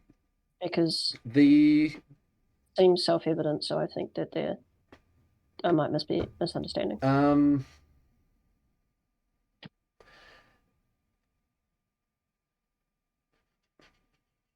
a common, from my perception and descriptions I've read, uh interpretation of the God of monotheism, the Christian God, the God of Israel, Mm. that is worshipped as a individual, a deity who interacts with his followers, is that he is basically the solo logos, the ultimate omnipotent, omnibeneficent, all knowing, all powerful being who helps his followers and punishes those who do wrongs and so on. And the idea that the same being that created untold galaxies across a universe so great in scale that we can't comprehend it would be particularly obsessed with the little hairless apes on this tiny little speck of dust around a star in a tiny corner of that galaxy, and so on. That just never made sense to me. The idea that Okay. the beings that we encounter as gods may be restricted to the solar system makes Okay. far more sense. I I think that logic doesn't follow at all. I think it's Okay. kind of laughable, to be honest. If God is infinite and unbounded, then he could be everywhere at once. He could be Hmm. guiding tiny little apes on 100 billion worlds, or one. The difference to him would be nothing. So what would the difference? What? Why would he care? Is the Hmm. question? Because it's not a matter of like time or Hmm. um. Why create creation in the first place if there wasn't a purpose? Hang on. We're here. Mm. Creation is here. Creation seems to have Mm. an order to it. Mm. Good things seem to get rewarded, and bad things seem to be punished Mm. by existence itself in ways that are beyond mere cause and effect and beyond mere, social repercussion. Mm. Hence the whole modern karma idea. It's the same thing, just Mm. stripped of its background. It seems that the spirit that created this game wants things to be a certain way. Mm. Why would he care? I don't know. You could say that I can't see why he would, or it seems ridiculous to me Mm. that him being at such a scale would care about something so small. Mm. But at the same time, you have no proof of the inverse. Mm. It's one of those things where people say, there's no way God could exist. Okay, you don't know that. Mm. You can't say for sure. Yeah. Because there's equally no amount of proof for the other side of the equation. So why wouldn't he care? We're conscious creatures. Why wouldn't he care? That's a reasonable argument, though. Just as you started it, I had a idea that there might be a distinction without a difference type situation here. Go on. If we talk about mystical experiences where the oneness of all is perceived, are common is the wrong term, but evenly distributed, you could say. Um, Mm. Possibly more commonly reported in societies that are accepting of that type of view, but possibly helped along by psychedelics, but experiences that everything is one, that distinctions between individuals are perception but not reality. That I am part of you Mm. and you are part of me. It's a common enough mystical experience that it seems worth taking at face value, at least for the sake of argument. If you have a universal consciousness which spans the universe, the consciousness of creation, which could be above the solar logos to my mind, but all caps God, maybe. Okay, I'll come back to that one. Yeah, yeah, because solar logos to me is more pinnacle of the solar system, but yeah. Oh, right. You want it bounded by space? Yeah, no, I don't. But if we Leave that one take, aside. I don't agree. yeah, yeah, this is an argument to get our own things straight in our own heads in a sense. It's like I don't think have we should try and hope to convince each other. It's more the joy of the discussion. But Yeah, and it's a Socratic method. I yeah, want to know what you think, yeah, not I'm going to convince you of what I think. yeah. And a lot of the time we end up finding that we're actually trying to say the same thing with different words. Like that. Yeah. But so if we start from that conception that all is one, as in the universe is one big being, I'm part of you, you're part of me, but we perceive ourselves as individuated separate entities. What's the difference between that and there being multiple individuated separate entities on levels higher than us that are commonly referred to as gods and encountered as individuals? Jesus, Thor, Apollo, and so on. Various gods who are encountered to this day by people who form relationships with those personalities, right on down to there's a cave in Greece where inscriptions on the wall told the I think it was inscriptions on the wall, but there was a guy who devoted his life to being the monk of the nymph who lived in this particular part of the river. And that was a worthy purpose of his life. And yeah, when you try and define the word God, it gets very blurry because there's extremes like that where the nymph has this little part of the river and not a, yeah. Are you asking me if I agree with that? I guess, yeah, just the idea that their Yes. universal consciousness can Yeah. individuate out entities that we interact with. Yeah, Yeah, I agree with everything you said. yeah, yeah. So, I just put I just put I put the one at the top as more sacred than the rest, I suppose. hmm, And then the figure of Jesus Christ, not of Jesus, is just the best emissary of the figure at the top that we have for this time. hmm. I would argue His chosen he's ambassador. I would argue he's So been the best, but whether he like the I different I get where ambassadors for you're going different with that. times. I get where you're going with that. I don't know if the next ambassador, whatever, is shown up or what. Because we've seen But a resurgence of polytheistic religions in recent decades. yeah, I see that as regression, not as advancement. That implies continuous movement in a direction or a better direction, I right? certainly hope so. I would argue that it's part of the cyclical nature of the universe that some things work better at some times than others.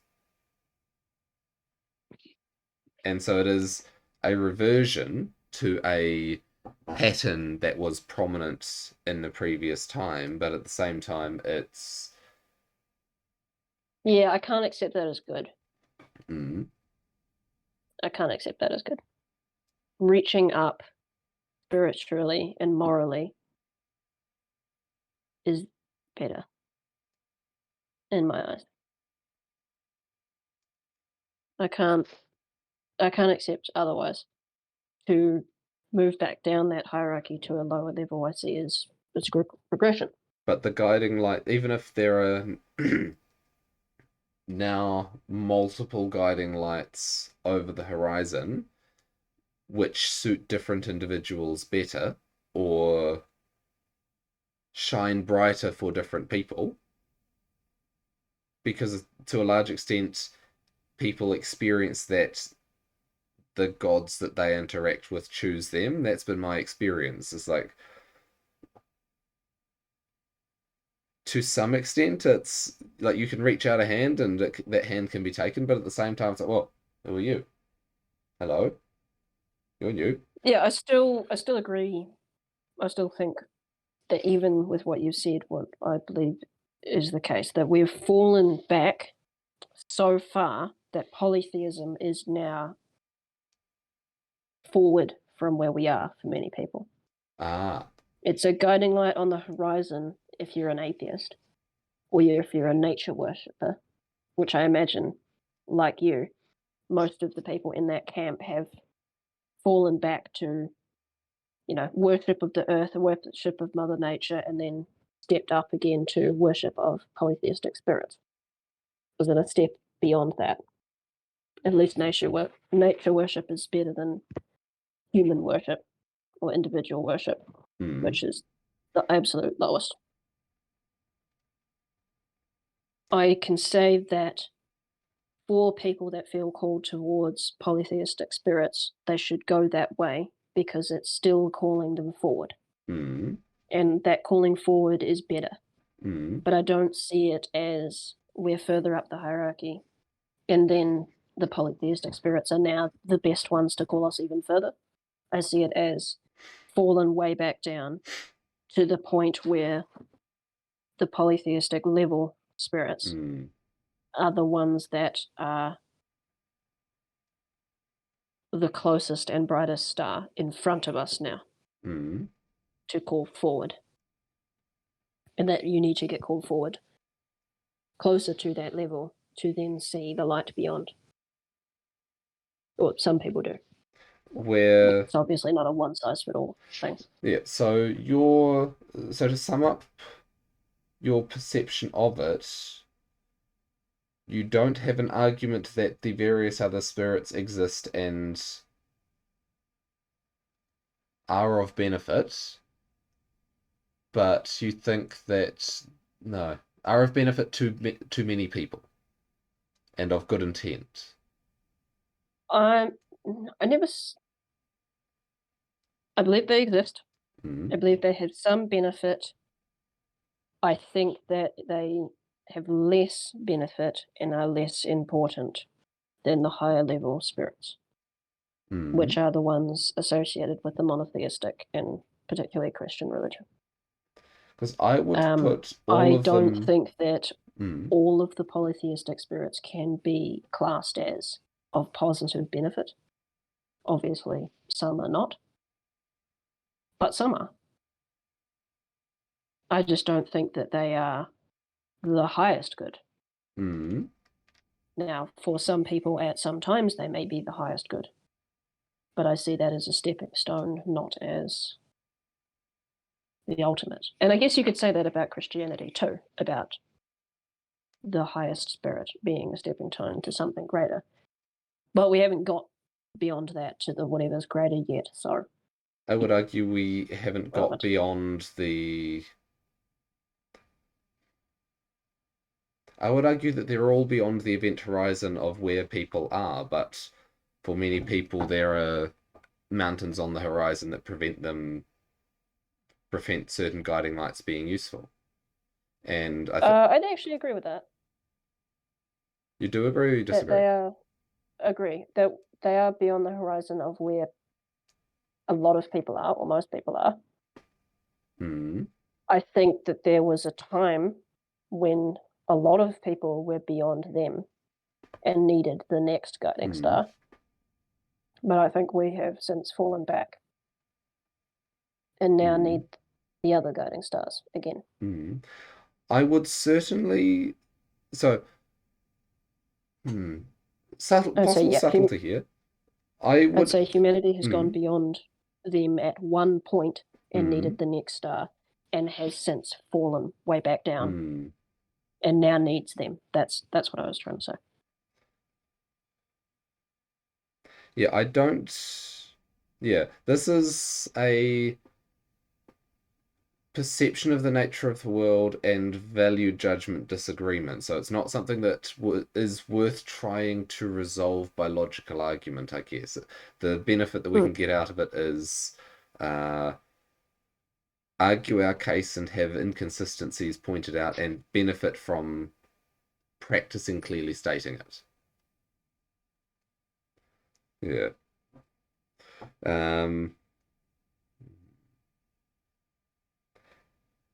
Yeah, I agree that there are spirits that are near human. Where do you disagree with what I said there? Where I disagree is the idea that the class of beings commonly referred to as gods, some of which I think are fairly close to humans, but the vast majority of which are so far beyond humans it's beyond comprehension. Yeah, that basically covers it. I think that most of them are so far beyond comprehension that we're not going to reach anywhere close to them as long as we are physical. And for that belief, a personal encounter with them is necessary, I think. And so I could agree with that if I were to make the following statement, that when I said before that we had gotten beyond them,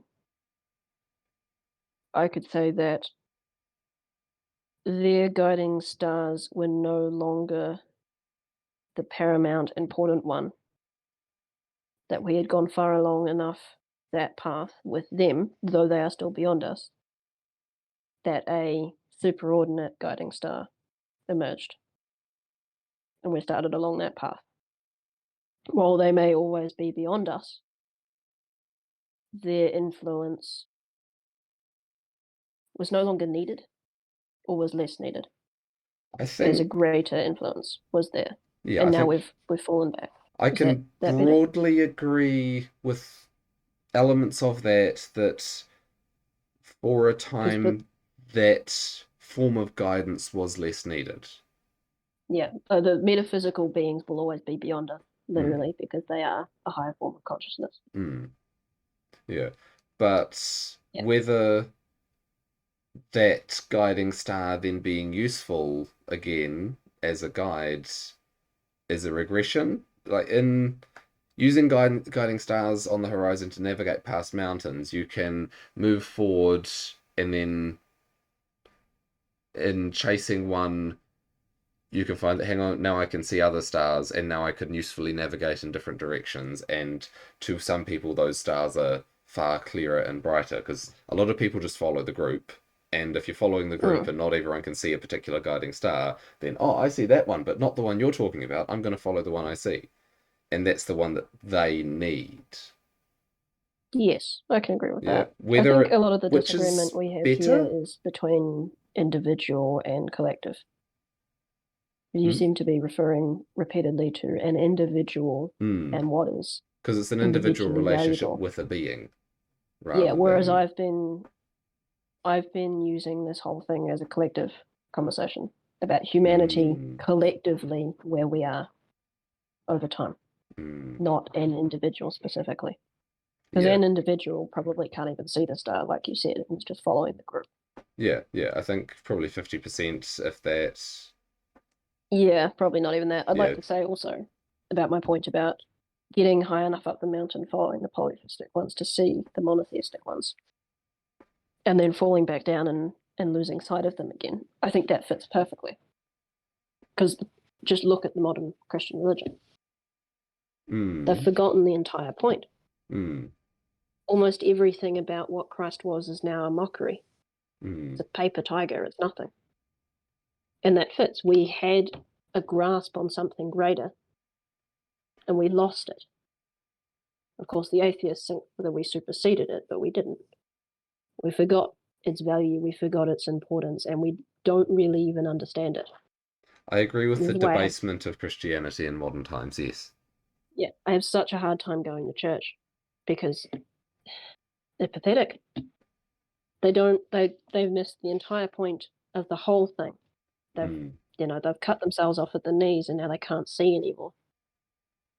And I think that's exactly what it is. We had a grasp at something purifying, awesome, and universally, what with universal implications and repercussions if we were to follow it. And we walked off the path and we got lost in the forest and now we can't see it anymore. Hmm. Yeah. I'm. I think that comes back to our choices conversations about getting right down to it, and every choice matters and changes the world forever without Yes. opportunity to go back. And then the monotheistic thing is if you follow this spirit, every time you do that, it will be for the better, Hmm. although you pay the price to do it. Hmm. But, Christianity has replaced that all with just say you believe in Jesus and then the world's good, or you're saved. You specifically It's get the cake and ice cream and a mansion in heaven forever. it's the Yay. idea which we see elsewhere of words matter more than actions. Ugh. Yeah, that's Yeah. so terrible.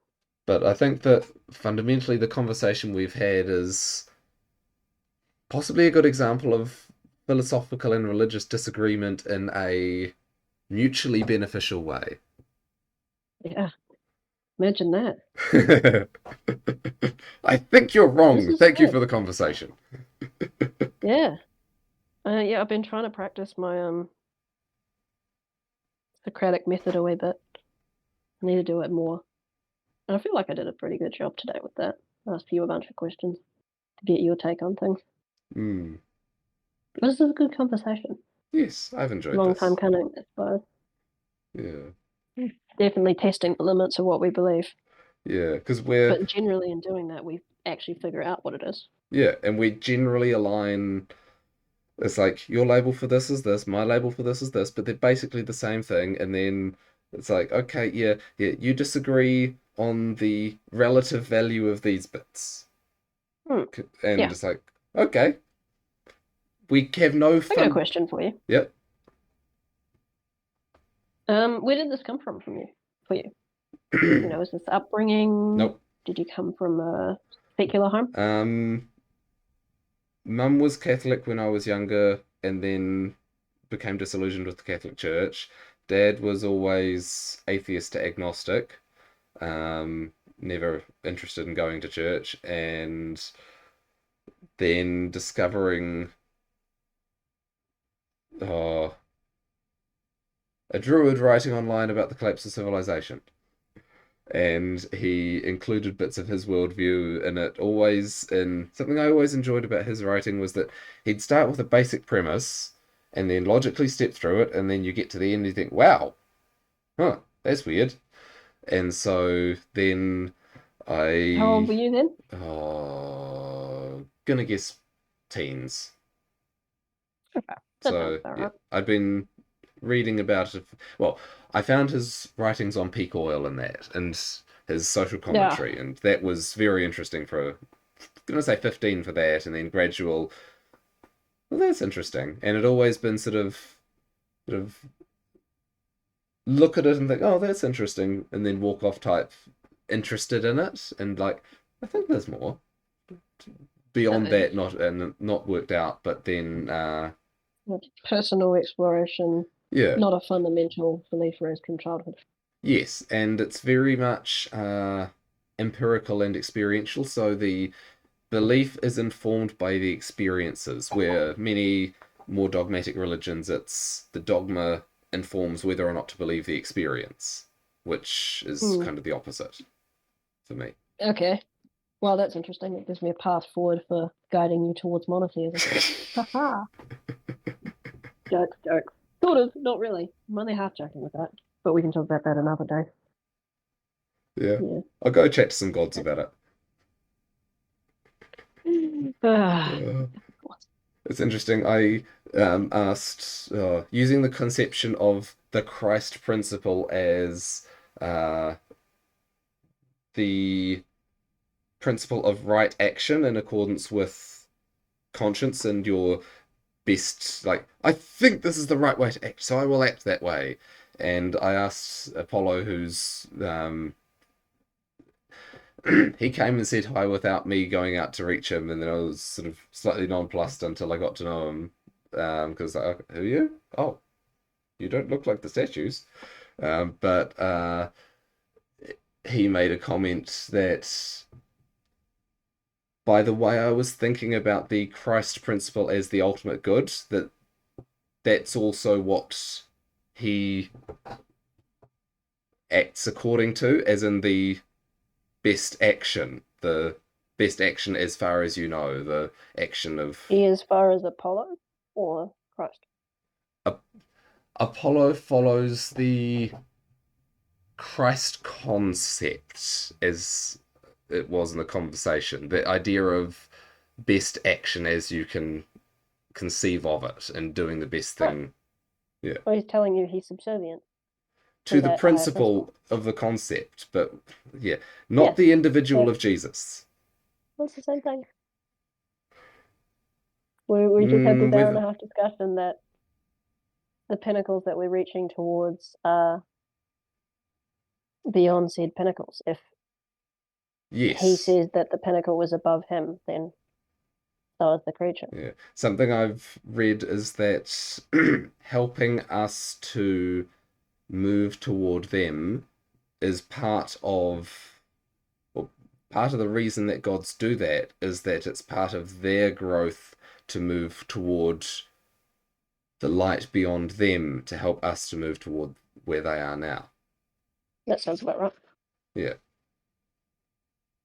Well, I won't do it today, but I can ask you some questions about consciousness that I get to trigger people into. Consciousness is fundamental to reality. Sorry, I should have said conscious. Conscience. Oh, okay. Yes. Developed over many lifetimes and with a guiding light from the higher self. Yeah, the metaphysical reality of that I see instantiated. The best way for most people to really understand what we mean by that as religious people, I guess, or whatever. I'm trying to imagine someone listening to this and trying to fit it all What the heck are these two freaks on about? far afield. Yeah, we're pretty out of there. When your brain says don't do this and you do it anyway, and then immediately everything falls apart in ways that shouldn't have fallen apart based on your actions. Yeah. Yeah, I see that as what happens when you go against the spirit of Christ. The universe is structured in such a way that you need to do things that you know to be right and not do things that you know to be wrong. Yeah. And that the messenger between those things and the spirit of those things and those things themselves are all kind of aligned at different levels of the hierarchy. And that's the communication method to you. And that's been my, real world empirical evidence for all of it, is that this is why I'm not an atheist. It's funny. I was raised by an atheist and a spiritual nature worshipping anti-Christian who was like heavily anti-religious, but also really spiritual at the same time. It's quite funny. And I forever was both, I guess, both atheist and I was nature worshipper. That's what it was. I skipped the polytheistic step, I suppose. Anyway, what convinced me was personal experiences that I had of I'll say psychedelic kind, not literally, but close enough. And simply the fact that I noticed that when I do things that I know to be wrong, I never get away with it, even when the consequence of the action has absolutely no causal link to my choice to do the wrong thing. That something will go horribly wrong when I violate that instruction of don't do it, this is wrong. And it will have nothing to do with the action itself or my choice. Purely existence itself retaliating at me. And then the opposite, when I obey the spirit and do things right and absolutely no one notices, but then something will go right really well for me right after. It just, what do you say? Several of these could be chalked up to coincidence, but a lifetime of them stacked up one after another, the balance of probability shifts to the point where it's statistically ridiculously unlikely for it to be coincidence. Yeah. And I guess that's how I got there. That's the case with most conspiracy stuff as well, I find. There's, any one incident could very easily be some weird explanation. But when you have ridiculous amounts of cases of anything, it gets to the point of, okay, burden of proof starting to go on the other side now. The probability is heavily balanced towards this is the case. Yeah. I think for myself with the conspiracy ones, a balancing factor for me on believing the fully conspiracy version of that, the light conspiracy light version of that, I'm more amenable to, but I intent rather than outcome, you mean? Outcome being the light, intent being the heavy. Yeah, yeah, yeah. Yeah. Um, the idea that there are, you could say, currents, and those who aren't very self-aware will be caught up in currents and then act in apparent concert as though they've been like currents in the collective unconscious, probably driven by larger Mhm. currents in the metaphysical Okay. layer of the universe, but I think we should not get into it because I'm very quickly realizing that the term conspiracy has been so thoroughly violated that it needs a discussion to define it. yes, and I feel like the use of a different term with a closer meaning in common parlance The to what your meaning would be. theories of reality that are outside the established cathedral worldview, Reality, not society. or all of the above. Hmm. Theories and beliefs about existence and things within it, and the reason why things happen, or facts about what happened or why, that are not acceptable to be believed by the established culture. I would class all of that in the following conspiracy theory, Hmm. So sort of an unacceptable theory. the metaphysical side of the intellectual dark web. Well, not just in metaphysical. Like, Hmm. you could put Loch Ness in that same category. Hmm. It's just a belief that is unacceptable to the cathedral, and Hmm. that is classed as conspiracy theory. Like, Yeah. Loch Ness is a great example because people believe in that, and then people go, "Well, that's conspiracy theory." Why? Is there a group of Loch Ness deniers that are conspiring with the media to cut? No, but nevertheless, that's classed as conspiracy theory. So the word conspiracy is nothing to do with conspiracy theories. That feels like the Tower of Babel effect of the Yeah, meaning of the word getting divorced from its original intent. yeah, it just means unacceptable to the authority theory. Hmm. That's all it means now. Yeah. And you know me, I love anything that's unacceptable to the authority. Yeah. Get me more of that, please. Yeah. Yeah. Because you keep talking about conspiracy theories, and it makes it sound like the the Illuminati are deciding all sorts of things and Yeah. directing the release of the virus and such. Well, that's the point. That's why they, you manipulated the word such to have that reaction in people. Hmm.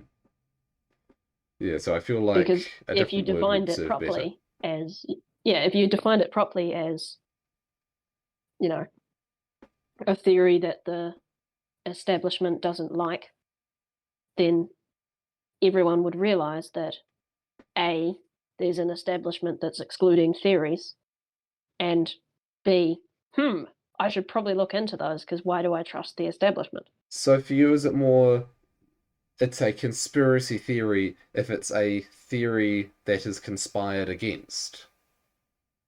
Yes, Ah, rather than it being a theory, the theory is that a conspiracy is causing the effect. yes, yes. The, Ah, the term conspiracy theory labeled on something is a conspiracy. hmm. That Whether or bit, not the yeah. thing is actually to do with a conspiracy is irrelevant. I feel like that's It's a point of it's confusion in understanding what you're saying. oh, that's great. That's a great way of saying it. Theories that are conspired against by establishment figures, I guess. That's exactly what it is. Things outside the acceptable worldview, as defined by those with positions of authority and power. Hmm.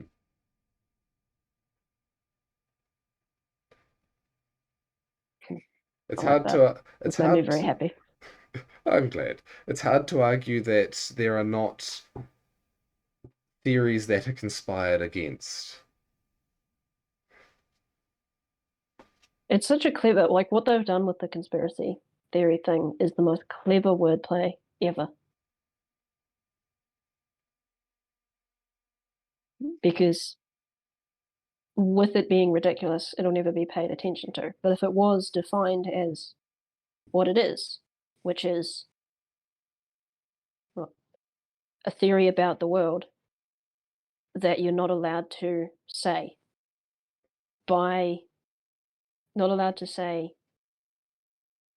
defined by those with institutional power. It immediately flips it on its head to all the suspicion going from the conspiracy theorist to the establishment, but denouncing things. Until just now, when I understood what you were meaning and came up with that phrase to describe it, conspiracy theory to me always meant a theory that a conspiracy of people is causing the proposed outcome, rather than a theory that is conspired against. Because it doesn't take many people to conspire against a theory. You just shadow ban a few people on YouTube and you're conspiring against a theory. Yeah, I'd say even I would agree with that original statement. Because that's what the word means and what the term means. Which one? Of course. Conspiracy theory. What you described originally is what the term actually means. Yeah, a conspiracy of people causing an outcome. Yes, but as is always the case, just because a thing is called something doesn't mean that that's what it is. So I'm arguing that it's called a conspiracy theory, but what it really is what is a theory being conspired against. Like an organization that's, the Foundation for Helping Puppies. They're not actually the Foundation for Helping Puppies. They're the Foundation for employing people to help with puppies. It's just because you call it the Sunshine and Rainbows Bill doesn't mean that's what it is. Or the Don't Say Gay Bill. Great example. Patriot Act. That's the case with the conspiracy theory thing. The actual definition of what conspiracy theory means is not the same as how the term conspiracy theory is used by the public consciousness. So if you use those definitions are mismatched. So if you use that term with its original definition to refer to the things that they are using it to refer to in an effort to discredit them by misrepresenting the things they're using it to refer to, aren't you then playing into their hands by going along with their misuse of the term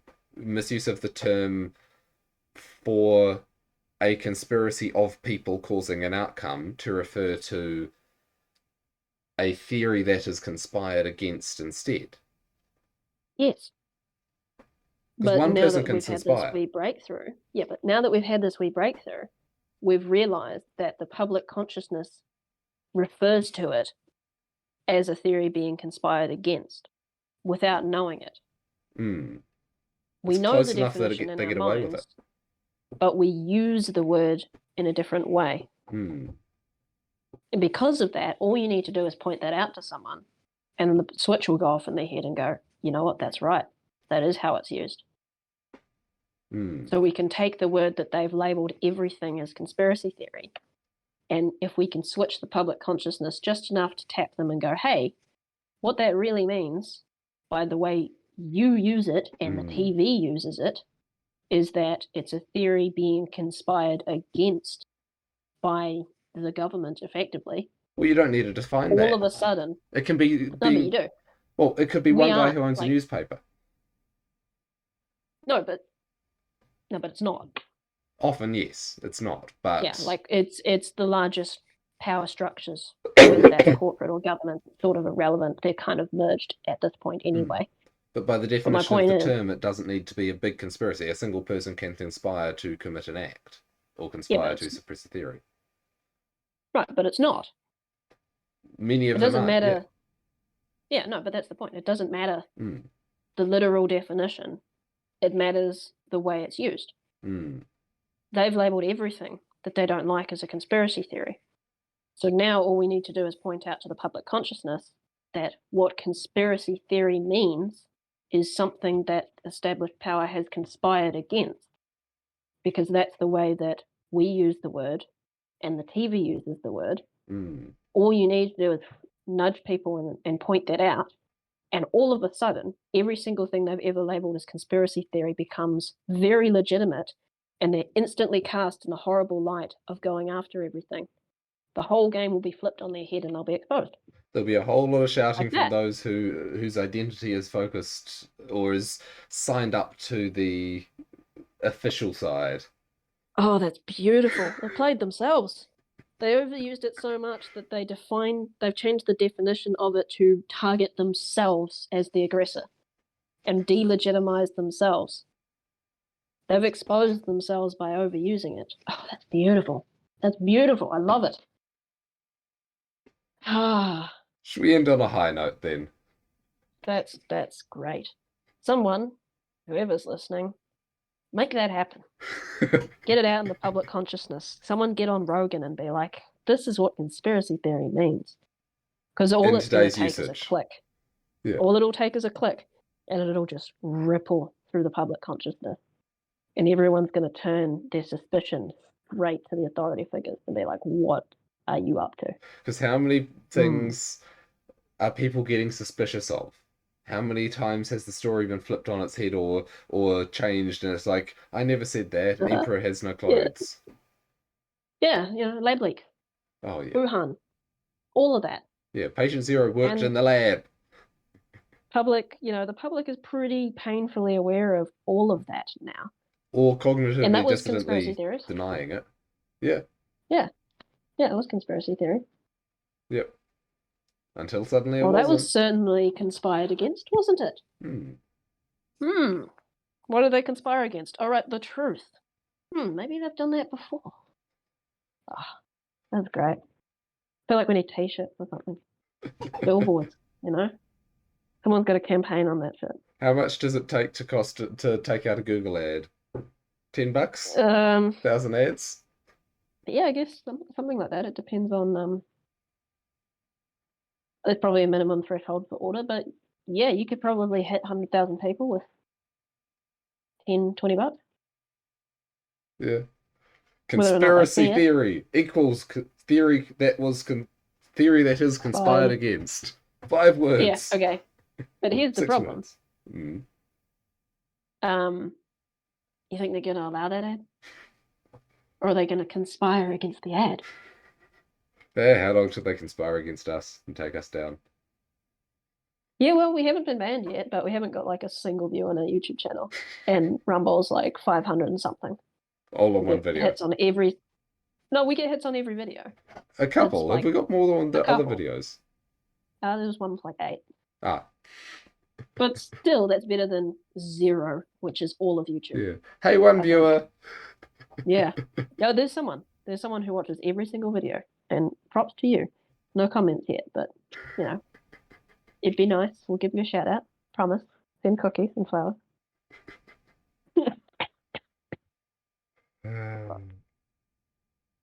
That is a good high note. I like that.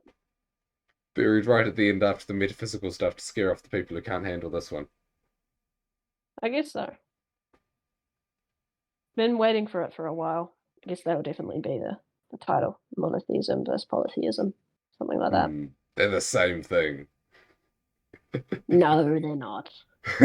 You're just a monotheist. Ha ha. I'm a mono-ultimatist, polytheist. All right, I'll take that. Yeah, it's a hybrid. Yeah.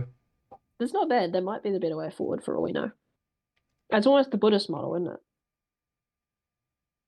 The infinite Buddhas receding into one. Yeah. Yeah, that sounds about right. I forget the quote from Alan Watts. I probably made you listen to that once upon a time. It's this speech that's amazing. And I listen to it every now and then.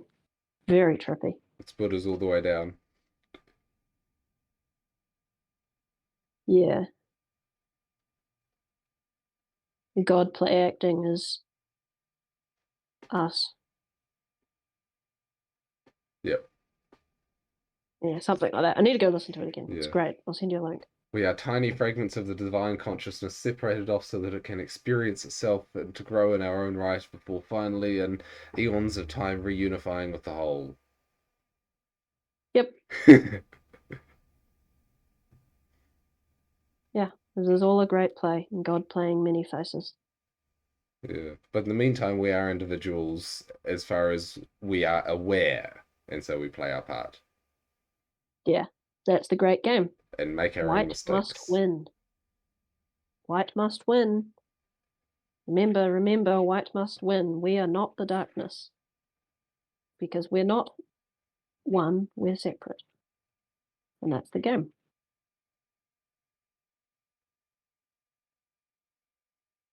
You wouldn't play the game otherwise.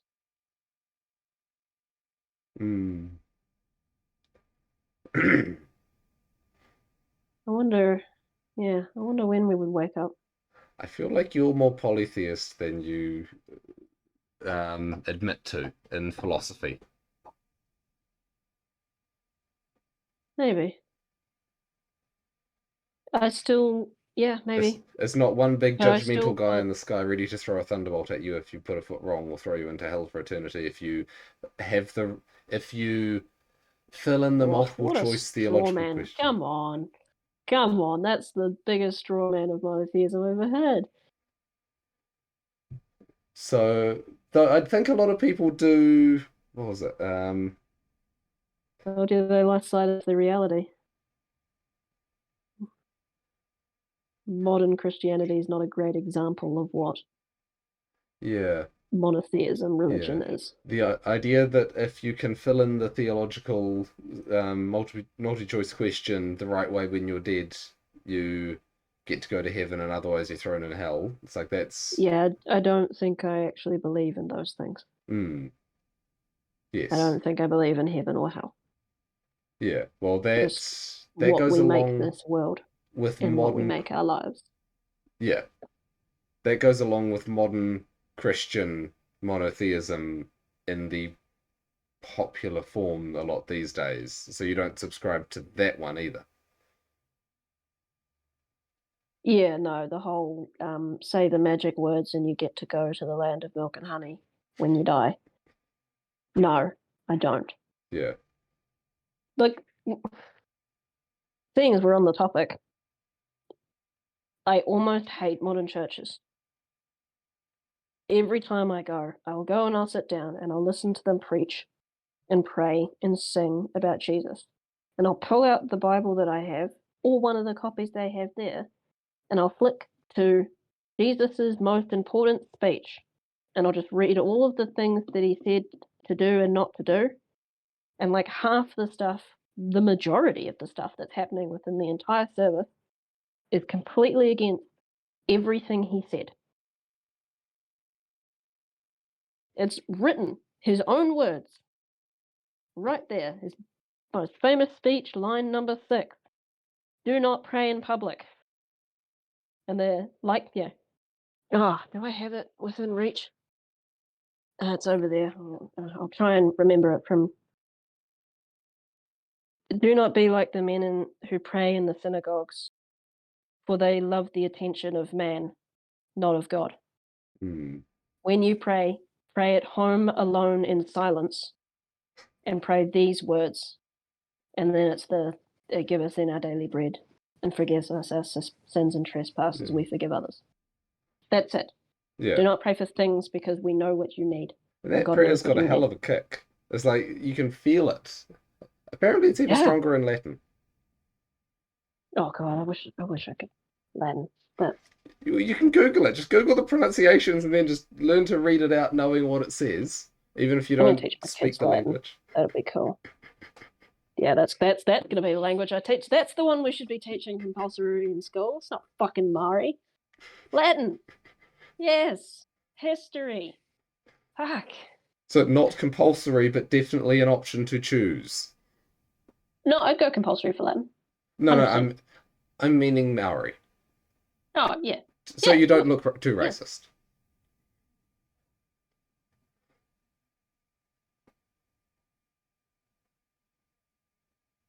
I'm so tempted to say something to get me in trouble now. It's Oh, Because before sending my everyone's son, racist, right? I'm gonna forget that. But yeah, yeah, you before, know, it's just like learning French or Swahili or whatever. You could learn any language you want. I just hmm, don't think that it should be mandatory when it's useless. there would be the argument that, oh, let's leave that can of worms shut for today. We're Okay, fair two enough. hours 40 in. Yeah, I think that's good. Ending on the ridiculous notes about the church is great. For all those who listened and who like heard me defend monotheism, and then right at the end I'm like, fuck the church. These guys don't know what they're doing. I love it. If you want to know God, Flip it on go its say head. hi to him. Yeah, read the damn book. How about that? Read it yourself. Don't listen to some guy tell you what it means. Yes, that's the big thing. Go experience it yourself. Whichever God shines to you, Yeah, whichever glimmer of meaning. it's a big book. I listened to the audiobook. It was 100 hours. Hmm. It's a big book. Yeah, It's really long. yeah, they You print it know, on thin that's paper. yeah, very thin paper. Like I have, you know, my big 8 volume Fall of the Roman Empire thing. Hmm. Um, if you take off the end book and make it those 7 volumes, that's as long as the Bible. Yeah. It's long. It's a long ass book. It took forever to get through it, and most of it's the Old Testament. Like New Testament's real tiny at the end. Smashed Mm. through that in like 20 hours. And a lot of the New Testament's repeated, actually. Mm. It's funny, you see big Um, old Bibles, like, whoa, that's a huge book. Why'd they print it so big? It's like because they didn't have tiny, tiny, thin paper and tiny text. yeah, that's the accurate representation compared to any other book. It's one of those ridiculous massive ones. It's a library, Yeah. not a book. Yeah. There's a bunch of other stuff in that same sermon that they just continuously violate, but that's always the one that struck me most Mm. fundamental, is that his words right there in every single Sunday the church violates it. He's asking for a personal relationship with you. He's not asking for you to. He doesn't say with him, with God. He never says Mm. with him. True, true. All that I do, Through you will him. do and more. He's calling you to be like him and go beyond him. Hence the It's pinnacle argument. yeah, yeah. As the pinnacle of a form of a good human, Jesus is pretty good, to put it mildly. Pretty good. I love that. Yeah, yeah, you can say that. Yeah. Yeah. Anyway, yeah, you Yeah, we probably probably got to should. go. Oh, good Well, night. the kids were woke up and stirred and cried for a bit, but they all went back to sleep apparently. So I can relax still, which would be nice. Yep. Oh, You gotta head off. We'll say goodnight to everyone, yep. and you know, go pray or something, meditate Go or live. mindfulness or whatever. Yeah, go live. That's a Follow good one. your light. Find your guiding Be light and good. follow it. Yeah, yeah, that's a good Yeah, one. be good. Be good. That's probably a good enough thing. Be Or at least principled. don't be evil. Ah, Google. Good night, everyone. Good night, one listener.